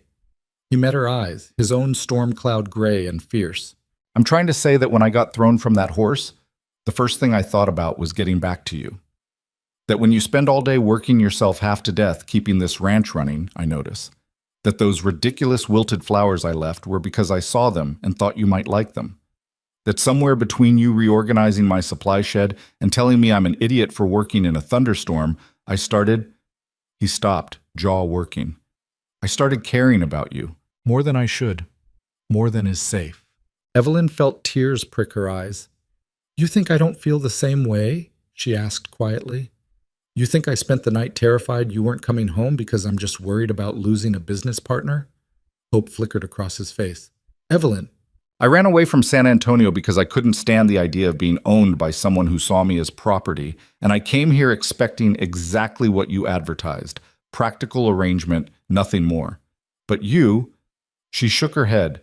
"You're infuriating and stubborn and emotionally constipated, but you're also kind in ways you don't want anyone to see. You notice things. You care even when you pretend not to. And somewhere along the way, I stopped seeing this as just survival and started seeing it as what? As home. As the place I want to be. As—" She took a breath. "As the person I want to be with." Caleb closed the distance between them in 2 steps. For a moment they just stood there, close enough that she could feel the warmth of him, see the rapid pulse in his throat. "I want to kiss you," he said roughly. "But I want to make sure you want that too." That I'm not pushing. Evelyn grabbed his shirt and pulled him down. The kiss was everything their relationship had been, rough around the edges, slightly awkward, but fiercely honest. Caleb's hand came up to cup her face, gentle despite his calloused palm. Evelyn's fingers tangled in his hair, holding him close. When they finally broke apart, both breathing hard, Caleb rested his forehead against hers. "We should probably talk about this," he said. "Probably. Figure out what it means. Eventually." Evelyn, she kissed him again, softer this time. "It means we stop pretending this is just business," she said against his mouth. "It means we stop hiding what we feel because we're scared of being hurt. It means we try, actually try, together." "I'm terrible at this," Caleb warned. "I'll mess it up, say the wrong thing, forget to tell you stuff I should tell you. And I'm stubborn and opinionated, and I'll probably reorganize more of your things without asking. I can live with that. Can you?" "For you, yeah, I can." They stood there holding each other, and Evelyn felt something shift, the final wall between them crumbling, the distance they'd maintained for protection finally closing. It wasn't perfect. They'd still fight, still struggle with trust and vulnerability and all the ways they'd been hurt before. But it was real. And real was worth fighting for. That kiss changed everything and nothing at the same time. They still woke before dawn, still worked until their hands ached and their backs protested, still ate dinner across from each other at the worn kitchen table. But now Caleb's hand would find hers as they walked to the barn. Now Evelyn would lean against him on the porch after sunset, his arm around her shoulders. Now goodnight came with a kiss that made leaving for separate bedrooms feel like the hardest thing either of them had ever done. "We should talk about that," Evelyn said one evening about a week after their first kiss. They were sitting on the porch steps, watching the sun bleed orange across the horizon. "About what?" Caleb's fingers were tracing idle patterns on her shoulder. "About why you're still sleeping in your room, and I'm still sleeping in mine when we're married and just spent 10 minutes kissing like teenagers behind the barn." Caleb's hand stilled. "I didn't want to assume." "Assume what?" "That you wanted more than kissing." Evelyn turned to look at him. "Do you want more than kissing?" His ears went red. Even after everything, certain topics still made him blush like a boy. "Yeah," he admitted, "but I wanted you to be ready, not feel pressured. Caleb, we've been married for almost 3 months. A practical marriage. That was the agreement. The agreement changed. I know, but..." He struggled for words. "Margaret and I, we jumped into everything fast. Didn't take time to actually know each other. I don't want to make the same mistake." Evelyn absorbed this. "So you're being careful, trying to, probably doing it wrong." "You're not doing it wrong. You're being thoughtful. But Caleb?" She waited until he met her eyes. "I'm not Margaret, and what we have isn't what you had with her. You can't keep comparing." "I know that. In my head, I know that. But sometimes you get scared that I'll leave too." "Yeah." Evelyn took his hand, lacing their fingers together.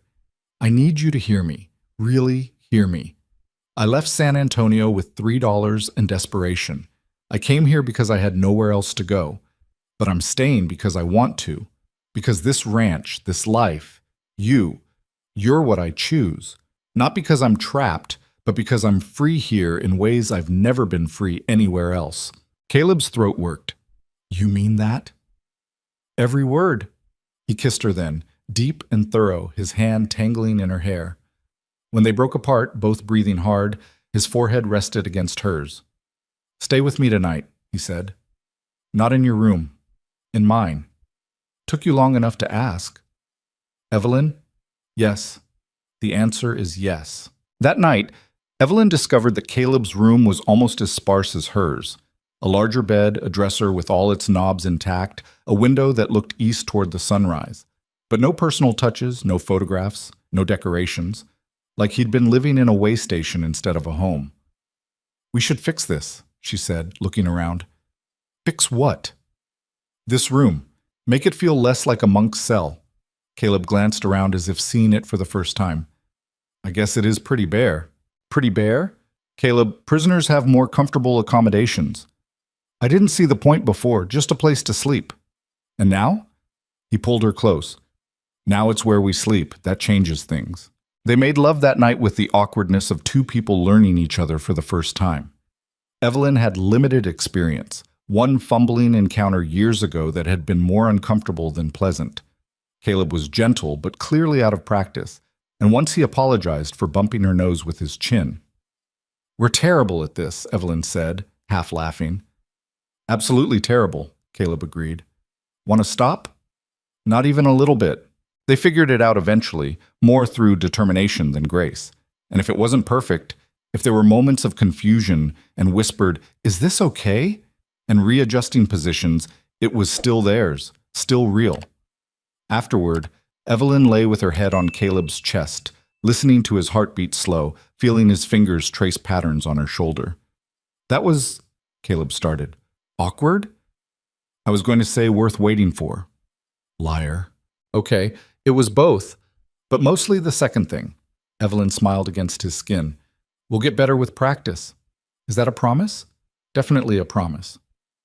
They fell asleep tangled together, and when Evelyn woke before dawn to find herself still wrapped in Caleb's arms, she felt something settle deep in her chest. This was right. This was home. The change in their relationship was obvious to everyone. Danny took one look at them the next morning and grinned. "About time," he said. "Mind your business," Caleb told him, but there was no heat in it. "Yes, sir. Just saying, Mrs. Boone looks happier. You do too."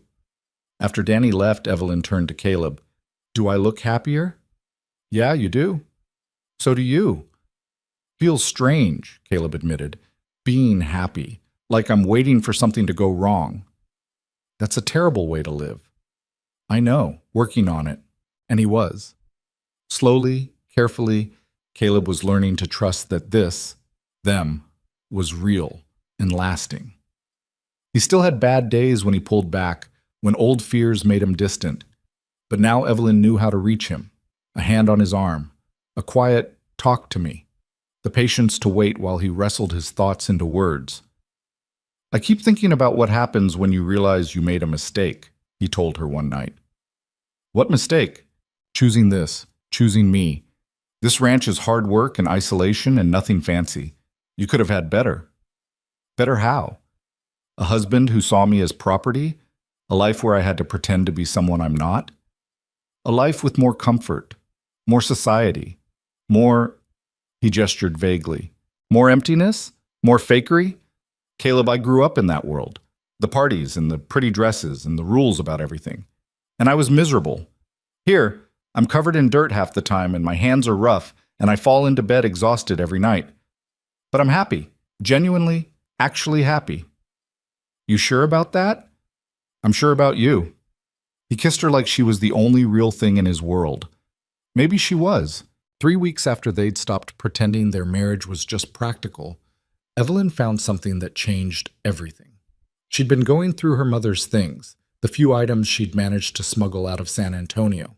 A photograph, a handkerchief with embroidered flowers, and a small wooden box she hadn't opened in years.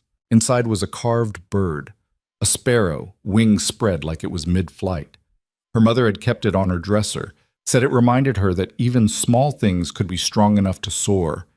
Evelyn held it carefully, memory washing over her.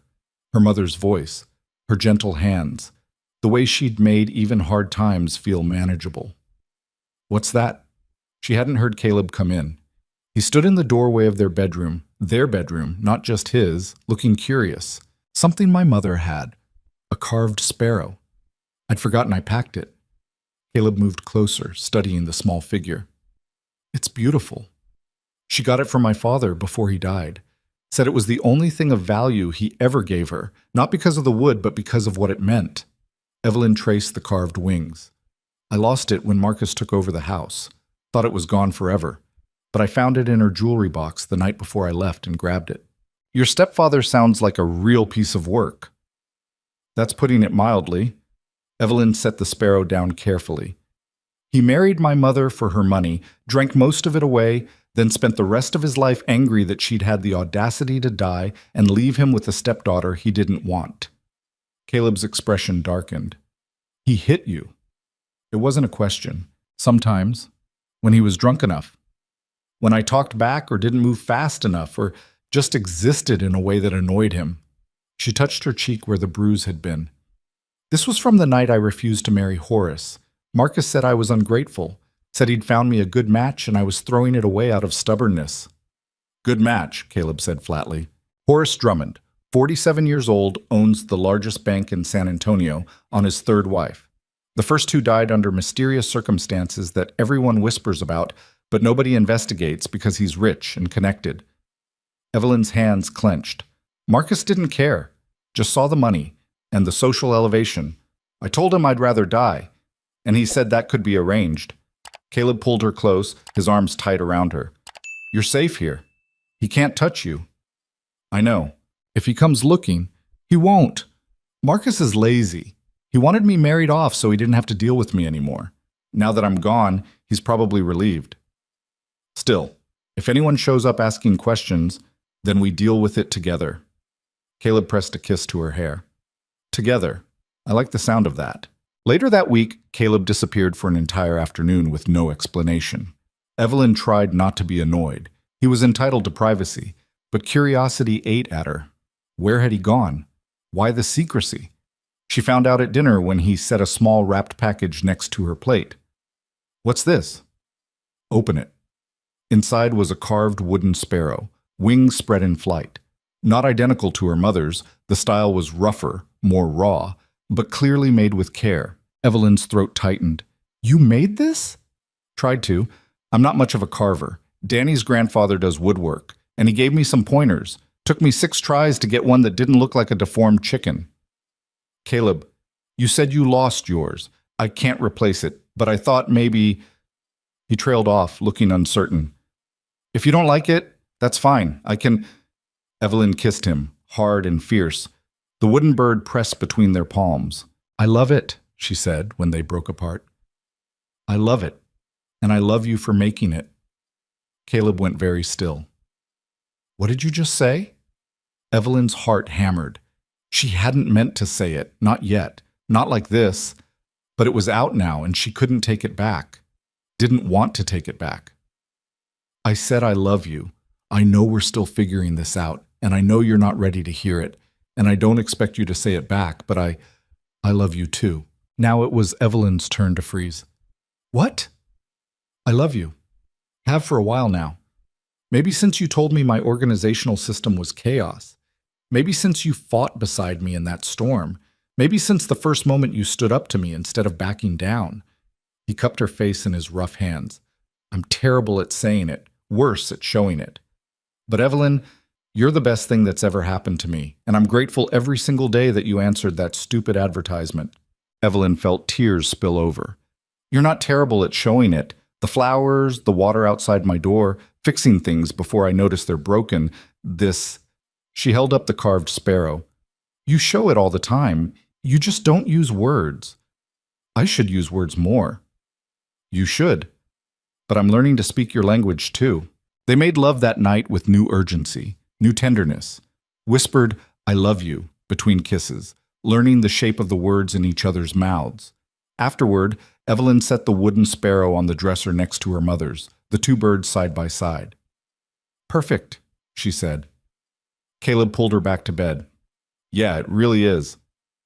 The next morning brought trouble in the form of a visitor. Evelyn was in the garden pulling weeds when she heard hoofbeats.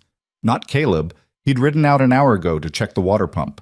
Not Danny. Different rhythm. She stood, shading her eyes, and saw a rider approaching. Well-dressed, expensive horse. The kind of person who didn't belong on a working ranch. Her stomach clenched. The man pulled up near the house, dismounted with the ease of someone who'd grown up riding. He was middle-aged, clean-shaven, wearing a suit that probably cost more than the ranch made in a month. Help you? Evelyn asked, keeping her voice neutral. The man turned, and recognition slammed into her. Thomas Whitfield, Marcus's business partner, the man who'd witnessed her engagement to Horace Drummond. Miss Mercer, he said, smiling. Or should I say Mrs. Boone? I have to admit, I'm impressed. Running away to become a rancher's wife, very dramatic. Evelyn's heart was racing, but she kept her expression calm. Mr. Whitfield, what are you doing here? Marcus sent me. He wants you to come home. This is my home. Is it? Because from where I'm standing, it looks like you're playing pretend on a failing ranch in the middle of nowhere. He glanced around with obvious disdain. Surely you can't prefer this to the life you had. The life I had was a cage. This is freedom. Freedom to do what? Break your back working land that'll never yield anything worthwhile.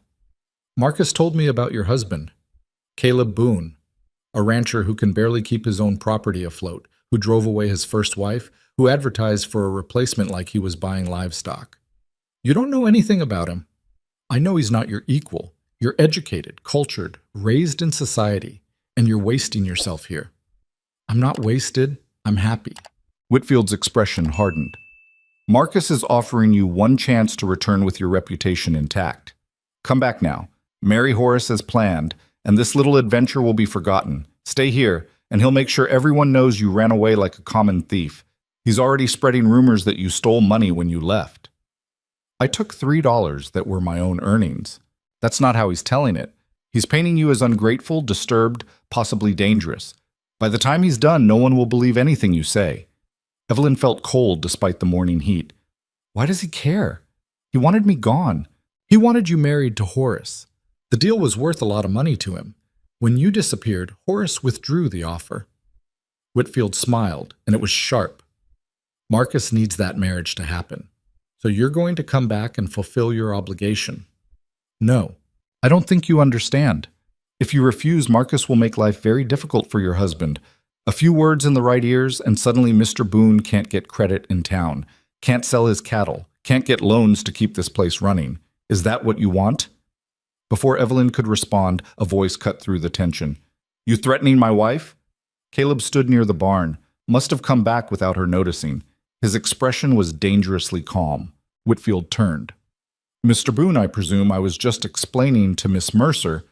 Mrs. Boone, Caleb corrected, moving to stand beside Evelyn. And I heard what you were explaining. Threats and manipulation. Real impressive. I'm simply delivering a message from her stepfather. Message delivered. Now get off my property. Mr. Boone, I don't think you understand the position you're in. Marcus Bellamy has significant influence in San Antonio. He can make things very difficult for you. Let him try. Caleb's voice was steel. My wife isn't going anywhere. You want to ruin my credit? Fine. Want to spread rumors? Go ahead. But Evelyn stays here because she wants to, and no amount of threats from a drunk bully and his lackey is going to change that. Whitfield's face flushed. You're making a mistake. Wouldn't be my first, but marrying Evelyn sure as hell wasn't one of them. Evelyn felt something fierce and warm bloom in her chest. Whitfield looked between them, clearly reassessing. You really choose this? This life? Every single day, Evelyn said. Then you're a fool. He mounted his horse. Marcus won't give up easily. This isn't over. Yeah, it is, Caleb said. And if he sends anyone else, they'll get the same answer. Now get out. Whitfield rode off, dust rising behind his expensive horse. When he was gone, Evelyn turned to Caleb. He meant those threats. Marcus has connections. He could actually hurt the ranch. I know. You're not worried? I'm furious, but not worried. Caleb took her hand. I've lost everything before. Built it back up from nothing. If he wants to try and break me, let him. He'll find out I'm harder to break than I look. We both are. Yeah, we are. Danny came running from the bunkhouse. Everything okay? I saw that fancy rider leave looking angry. Everything's fine, Caleb said. But Danny, if anyone comes asking about Evelyn or me, you don't know anything. Got it? Yes, sir. What's going on? Trouble from her past trying to become trouble in our present. But we're handling it. Danny nodded seriously. I got your back, Mr. Boone. Both of you. After he left, Evelyn sagged against Caleb. What if Marcus actually does come after us? Then we deal with it. Together. Same as everything else. He tipped her chin up. I meant what I said. You're not going anywhere. This is your home. I'm your home. And I'll fight anyone who tries to take that away from you. Even if it costs you the ranch? The ranch is just land and cattle. You're what matters. Evelyn kissed him, hard and desperate and grateful. When they broke apart, Caleb rested his forehead against hers. We should get married again, he said. We're already married. I mean properly. in front of people. Make it so official that no one can question it. Marcus can't claim you're not really my wife if the whole town watched us exchange vows. You want a real wedding? I want everyone to know you chose me, chose this, that it's real. Evelyn's eyes burned. Okay. Yes, let's do that. Yeah? Yeah, let's get married, Caleb Boone, for real this time, with witnesses and vows and everything we didn't have the first time. He kissed her again, softer now. I love you. I love you too. They stood there holding each other while the sun climbed higher and the ranch hummed with life around them. Two people who'd found each other in desperation and built something worth fighting for. Whatever came next, Marcus's threats, the ranch's struggles, the hard work of making a life together, they'd face it side by side. And that made all the difference.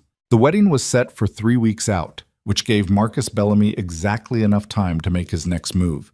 It came in the form of a letter delivered by the town postmaster, who looked uncomfortable handing it over. Mrs. Boone, this came for you, from San Antonio. The man who brought it said it was urgent. Evelyn's hands trembled as she took the envelope. Heavy paper, Marcus's distinctive scrawl across the front. She waited until she was alone in the kitchen before opening it. The letter was short and venomous. Evelyn, your little rebellion has gone on long enough. You will return to San Antonio within the week and fulfill your obligation to marry Horace Drummond, or I will ensure your rancher husband loses everything. I've already spoken with the bank in Red Hollow. One word from me, and his loans will be called in immediately. His cattle won't sell at market. His land will be foreclosed. Think carefully about whether your pride is worth destroying an innocent man's life. You have 7 days. Marcus. Evelyn read it twice, rage and fear warring in her chest. Caleb found her an hour later, still sitting at the table, the letter clutched in her hand. What's wrong? She handed him the letter without speaking. His expression darkened as he read. When he finished, he set it down carefully, like it might explode. He's bluffing. Is he? You said yourself the ranch is barely holding on financially. If the bank calls in your loans, let them. I'll figure something out.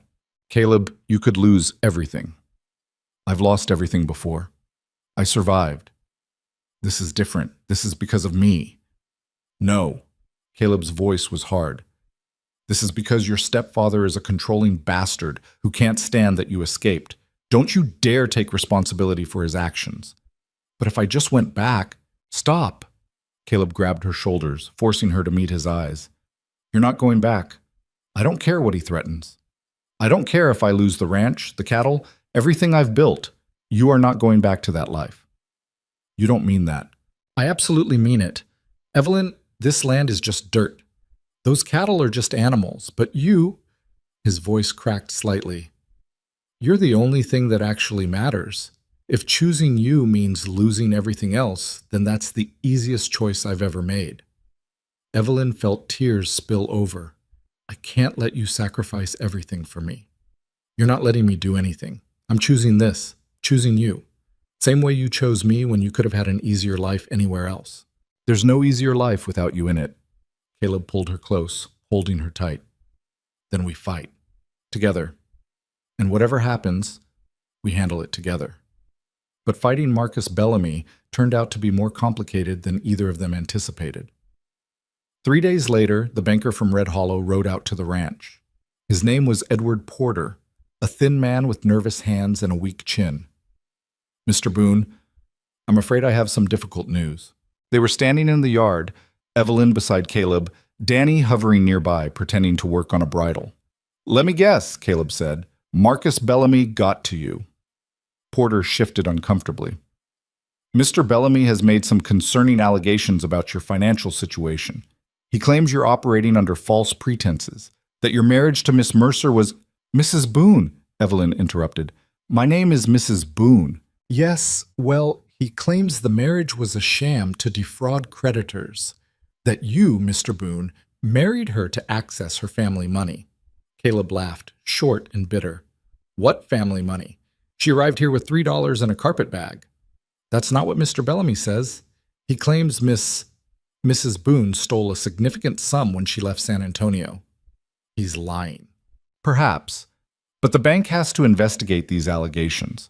Until we can verify the legitimacy of your marriage and your financial standing, I'm afraid we have to freeze your credit line. You're calling in my loans. Not calling them in, just freezing new extensions until this is resolved. Which means I can't buy feed, can't make repairs, can't operate. Porter looked miserable. I'm sorry, Mr. Boone. My hands are tied. If it were up to me, but it's not up to you. It's up to Marcus Bellamy and whatever lies he's feeding you. I have to follow procedure. I'm sure this will all be cleared up quickly. After Porter left, Caleb stood staring at the horizon, jaw tight. How bad is this? Evelyn asked quietly. Bad. I've got enough saved to last maybe 6 weeks if we're careful. After that, he didn't finish. There has to be something we can do. There is, Danny spoke up from where he'd been listening. You could sell some of the cattle early. Won't get top price, but it'd be cash in hand. I need those cattle for breeding stock. Sell them now, and I'm crippling the ranch long term. Better than losing it completely, Evelyn said. Caleb looked at her, something broken in his expression. I'm sorry. I should have been more careful. Should have built up more reserves. Stop. This isn't your fault. Feels like it is. That evening, they sat on the porch as the sun set, both lost in thought. Evelyn kept turning the problem over in her mind, looking for solutions that didn't exist. I could go back, she said finally. No. Just to talk to Marcus. Explain that there's no money to steal, that threatening you won't. Evelyn, no, we're not negotiating with him. Then what's your plan? Hope this resolves itself? My plan is to work harder, sell what I have to sell, make it through the next few months and prove to the bank that Bellamy's a liar. And if that's not enough? Caleb's hand found hers in the darkness. Then we start over somewhere else. You'd leave the ranch? I'd leave anything for you. I thought I made that clear. Evelyn leaned her head on his shoulder, feeling the weight of everything pressing down. This wasn't how it was supposed to go. They were supposed to get married properly, build their life together, make the ranch thrive, not fight off threats from her past while scrambling to survive. I hate him, she said quietly. I've never hated anyone before, but I hate Marcus Bellamy. That's fair. He's extremely hateable. Despite everything, she almost smiled. What are we going to do? What we always do. Wake up tomorrow and keep going. The next day brought an unexpected ally. Judge Hendricks rode out to the ranch mid-morning, which was unusual enough that both Caleb and Evelyn stopped working to meet him. Judge, Caleb said warily, what brings you out here? Heard about your trouble with the bank. Wanted to see if the rumors were true. Depends on what you heard. That Marcus Bellamy is trying to force your wife back to San Antonio by destroying your livelihood. That about sums it up. Hendricks dismounted, studying them both. I married you too. Quick ceremony, no frills, and I remember thinking it wouldn't last a month.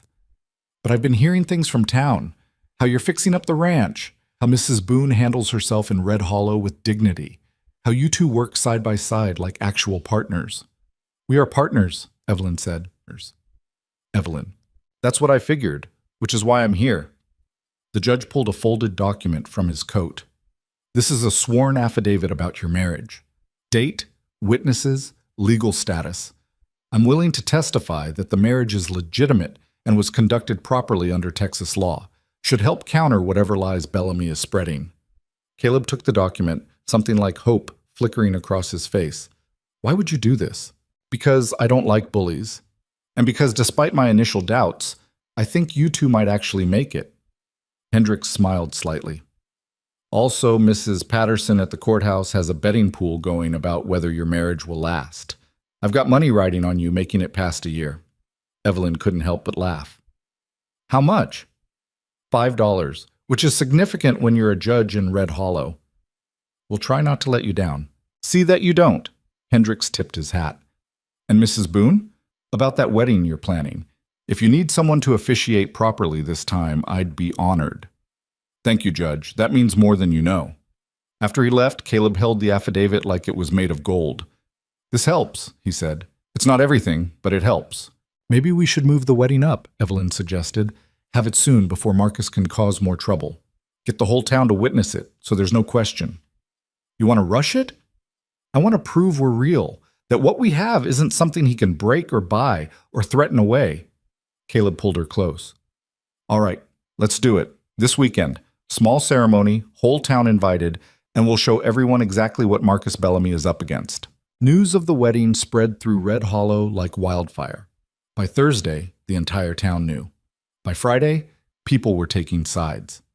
Mrs. Patterson from the courthouse came by with a wedding gift, a set of embroidered pillowcases. My mother made these, wanted you to have them. The general store owner, Mr. Chen, quietly told Caleb his credit was good regardless of what the bank said. I know you're honorable. That's enough for me. Even some of the other ranchers stopped by, offering support or advice, or just their presence. But not everyone was supportive. Saturday morning, the day of the wedding, brought Marcus Bellamy himself. Evelyn was getting dressed when she heard shouting from the yard. She ran to the window and saw him, older than she remembered, heavier, face red with anger. Caleb stood between Marcus and the house, and even from a distance, Evelyn could see the tension in his shoulders. She grabbed her shawl and ran outside, Danny close behind her. Don't care what legal nonsense you've cooked up, Marcus was saying. She's coming back with me. No, she's not, Caleb said, his voice dangerously calm. She's my stepdaughter. She's my responsibility. She's 24 years old and married. Your responsibility ended the day she left San Antonio. Marcus's eyes found Evelyn. There you are. Get your things. We're leaving. I'm not going anywhere with you. Yes, you are. I'm your guardian. You stopped being my guardian the day I turned 18, and I haven't been your responsibility since my mother died. Evelyn stepped forward, surprised by her own steadiness. You wanted me gone, Marcus. You said it yourself. I was a burden, an inconvenience, something to be sold off to the highest bidder. Well, congratulations. You got your wish? I'm gone. You think you can just run away from your obligations? I arranged a marriage for you. You arranged to sell me. There's a difference. Marcus's face darkened. I could have you committed. One word about your mental instability, your delusions, your theft. I didn't steal anything. Your word against mine. And who do you think people will believe? A respected businessman or a hysterical girl? They'll believe her, a voice said from behind them. Judge Hendricks stood there, along with Mrs. Patterson, Mr. Chen, and at least a dozen other townspeople. More were gathering, drawn by the commotion. What is this? Marcus demanded. This is a community, Hendricks said. One that doesn't take kindly to outsiders coming in and making threats. I'm not making threats. I'm collecting my stepdaughter. Your stepdaughter is a married woman. She's got the legal right to choose her own life. And from where I'm standing, she's choosing to stay here. Marcus looked around at the growing crowd, clearly reassessing. Fine, but when this ranch fails, and it will fail, don't come crying to me for help. Wouldn't dream of it, Evelyn said. Marcus turned to leave, then stopped. You'll regret this, both of you. Already regretting wasting time talking to you, Caleb said. Now get off my property before I help you off. Marcus left, but the damage was done. The morning that should have been about celebration had been poisoned by his presence. Evelyn stood in the yard, shaking with adrenaline and leftover fear. You all right? Caleb asked quietly. I will be. Just give me a minute. The crowd slowly dispersed, people murmuring support as they went. Danny squeezed her shoulder. That was incredible, Mrs. Boone, the way you stood up to him. Didn't feel incredible, felt terrifying. You did it anyway, that's what counts. An hour later, Evelyn stood in her bedroom trying to calm her nerves. She was wearing her best dress, pale green cotton, carefully mended, nothing fancy but clean and pressed. Her hair was braided and pinned, a few wildflowers woven through it, courtesy of Danny's surprisingly deft fingers. There was a knock on the door. Come in. Caleb stepped inside, looking uncomfortable in his only suit. He'd shaved carefully, combed his hair, even polished his boots. He looked almost civilized, which made Evelyn smile despite her nerves. You're not supposed to see me before the wedding, she said. We're already married. Think that ship has sailed. Still, it's bad luck. Pretty sure we've used up all our bad luck already. He moved closer. You okay? After this morning? I'm fine, shaken, but fine. We don't have to do this today. If you need time, no.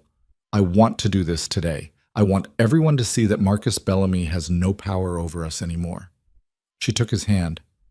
I want to marry you, Caleb, really marry you, with vows that mean something and witnesses who matter and a future that's ours to build. He kissed her softly. Then let's go get married. The ceremony took place in front of the ranch house, under the wide Texas sky. The whole town had turned out, ranchers and shopkeepers, families and single folks, even the saloon owner with his ever-present cigar. Someone had brought benches. Someone else had strung up wildflowers. It was simple and rough around the edges and absolutely perfect. Judge Hendricks stood at the front, looking dignified in his best vest. We're gathered here today to witness the marriage of Caleb Boone and Evelyn Mercer Boone. Now, technically, they're already married, but they wanted to do it right this time, with community and commitment and vows that mean something. People chuckled. Caleb, do you take Evelyn to be your wife? To stand beside her through hard times and good times, through ranch struggles and personal battles, through everything life throws at you? Caleb's eyes never left Evelyn's face. I do. Every day for the rest of my life, I do. Evelyn, do you take Caleb to be your husband? To build a life with him here on this land, to be his partner in every sense of the word? To choose him even when it's hard? I do, Evelyn said, her voice strong and clear. I choose him. I choose this life. I choose us. Then by the power vested in me by the state of Texas, I pronounce you husband and wife. Again. Hendricks smiled. Caleb, kiss your bride. Properly this time. Caleb pulled Evelyn close and kissed her like he meant it, like she was the only real thing in his world. The crowd erupted in cheers and applause. When they broke apart, both of them were grinning like fools. How's it feel to be properly married? Caleb asked. Exactly the same as being improperly married, except better. Yeah, much better. The celebration that followed was loud and chaotic and wonderful. Someone had brought a fiddle. Someone else had contributed enough whiskey to get half the town drunk. Tables appeared laden with food, contributions from everyone who'd come to witness the ceremony. Evelyn moved through the crowd, accepting congratulations, feeling the warmth of community wrap around her like a blanket.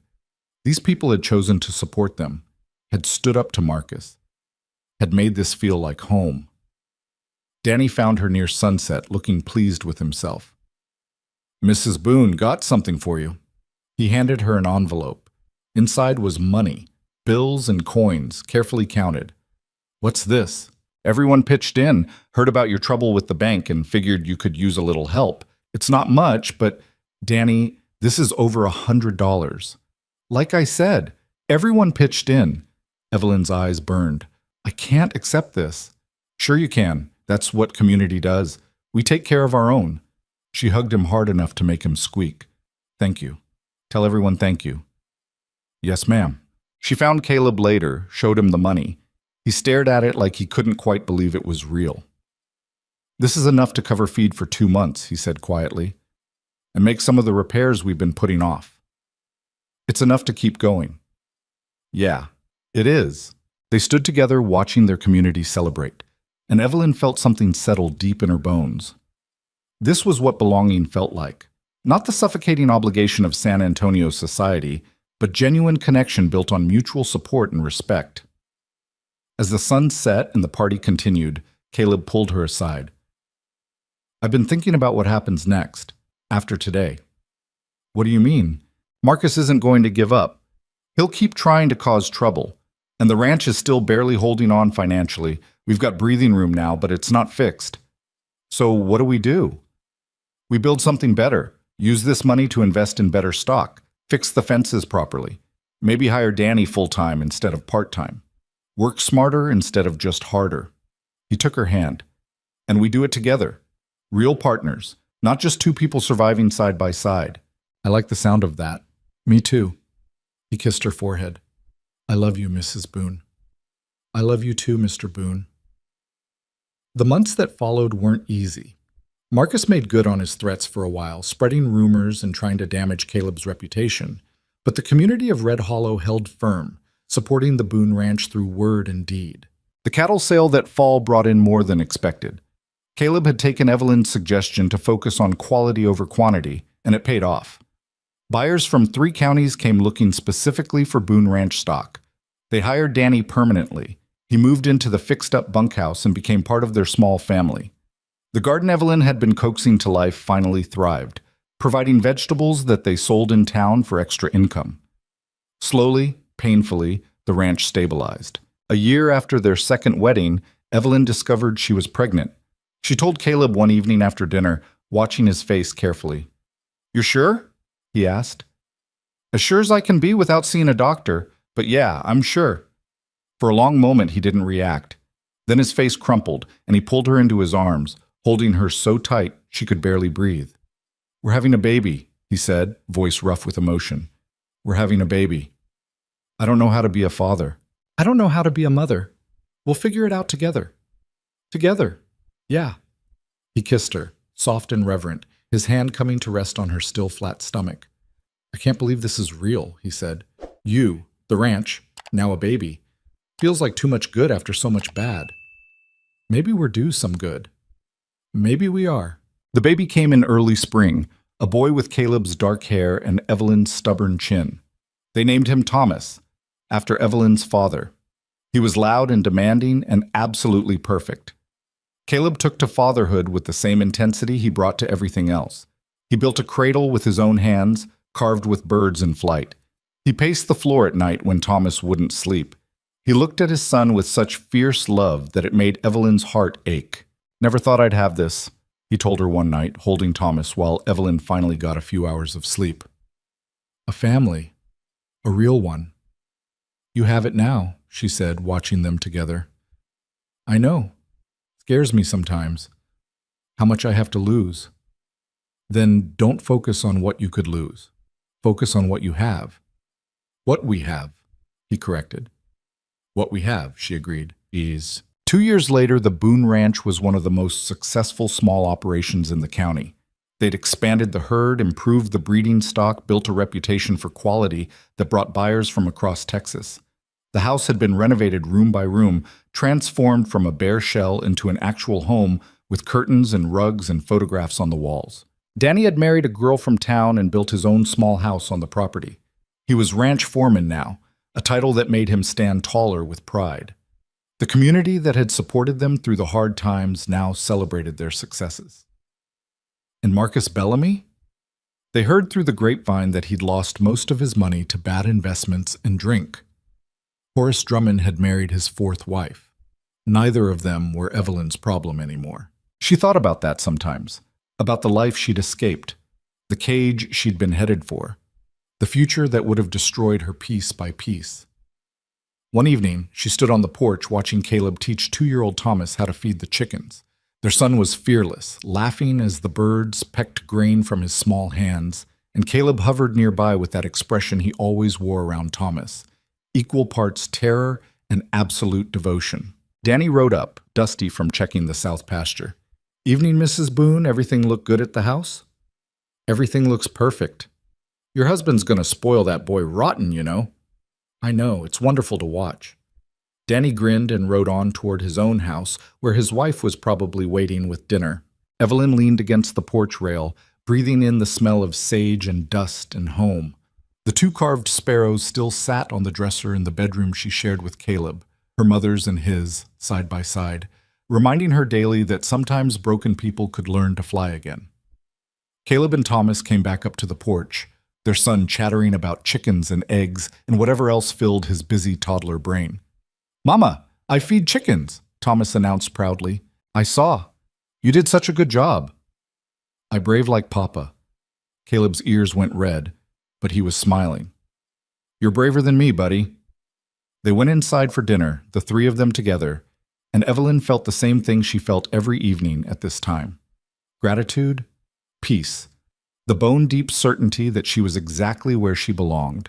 She'd come to this ranch desperate and afraid, expecting nothing more than survival. She'd found purpose, partnership, and a love fierce enough to weather any storm. The Texas frontier was harsh and unforgiving, but it was also a place where you could start over, build something new, become someone different from who you'd been forced to be.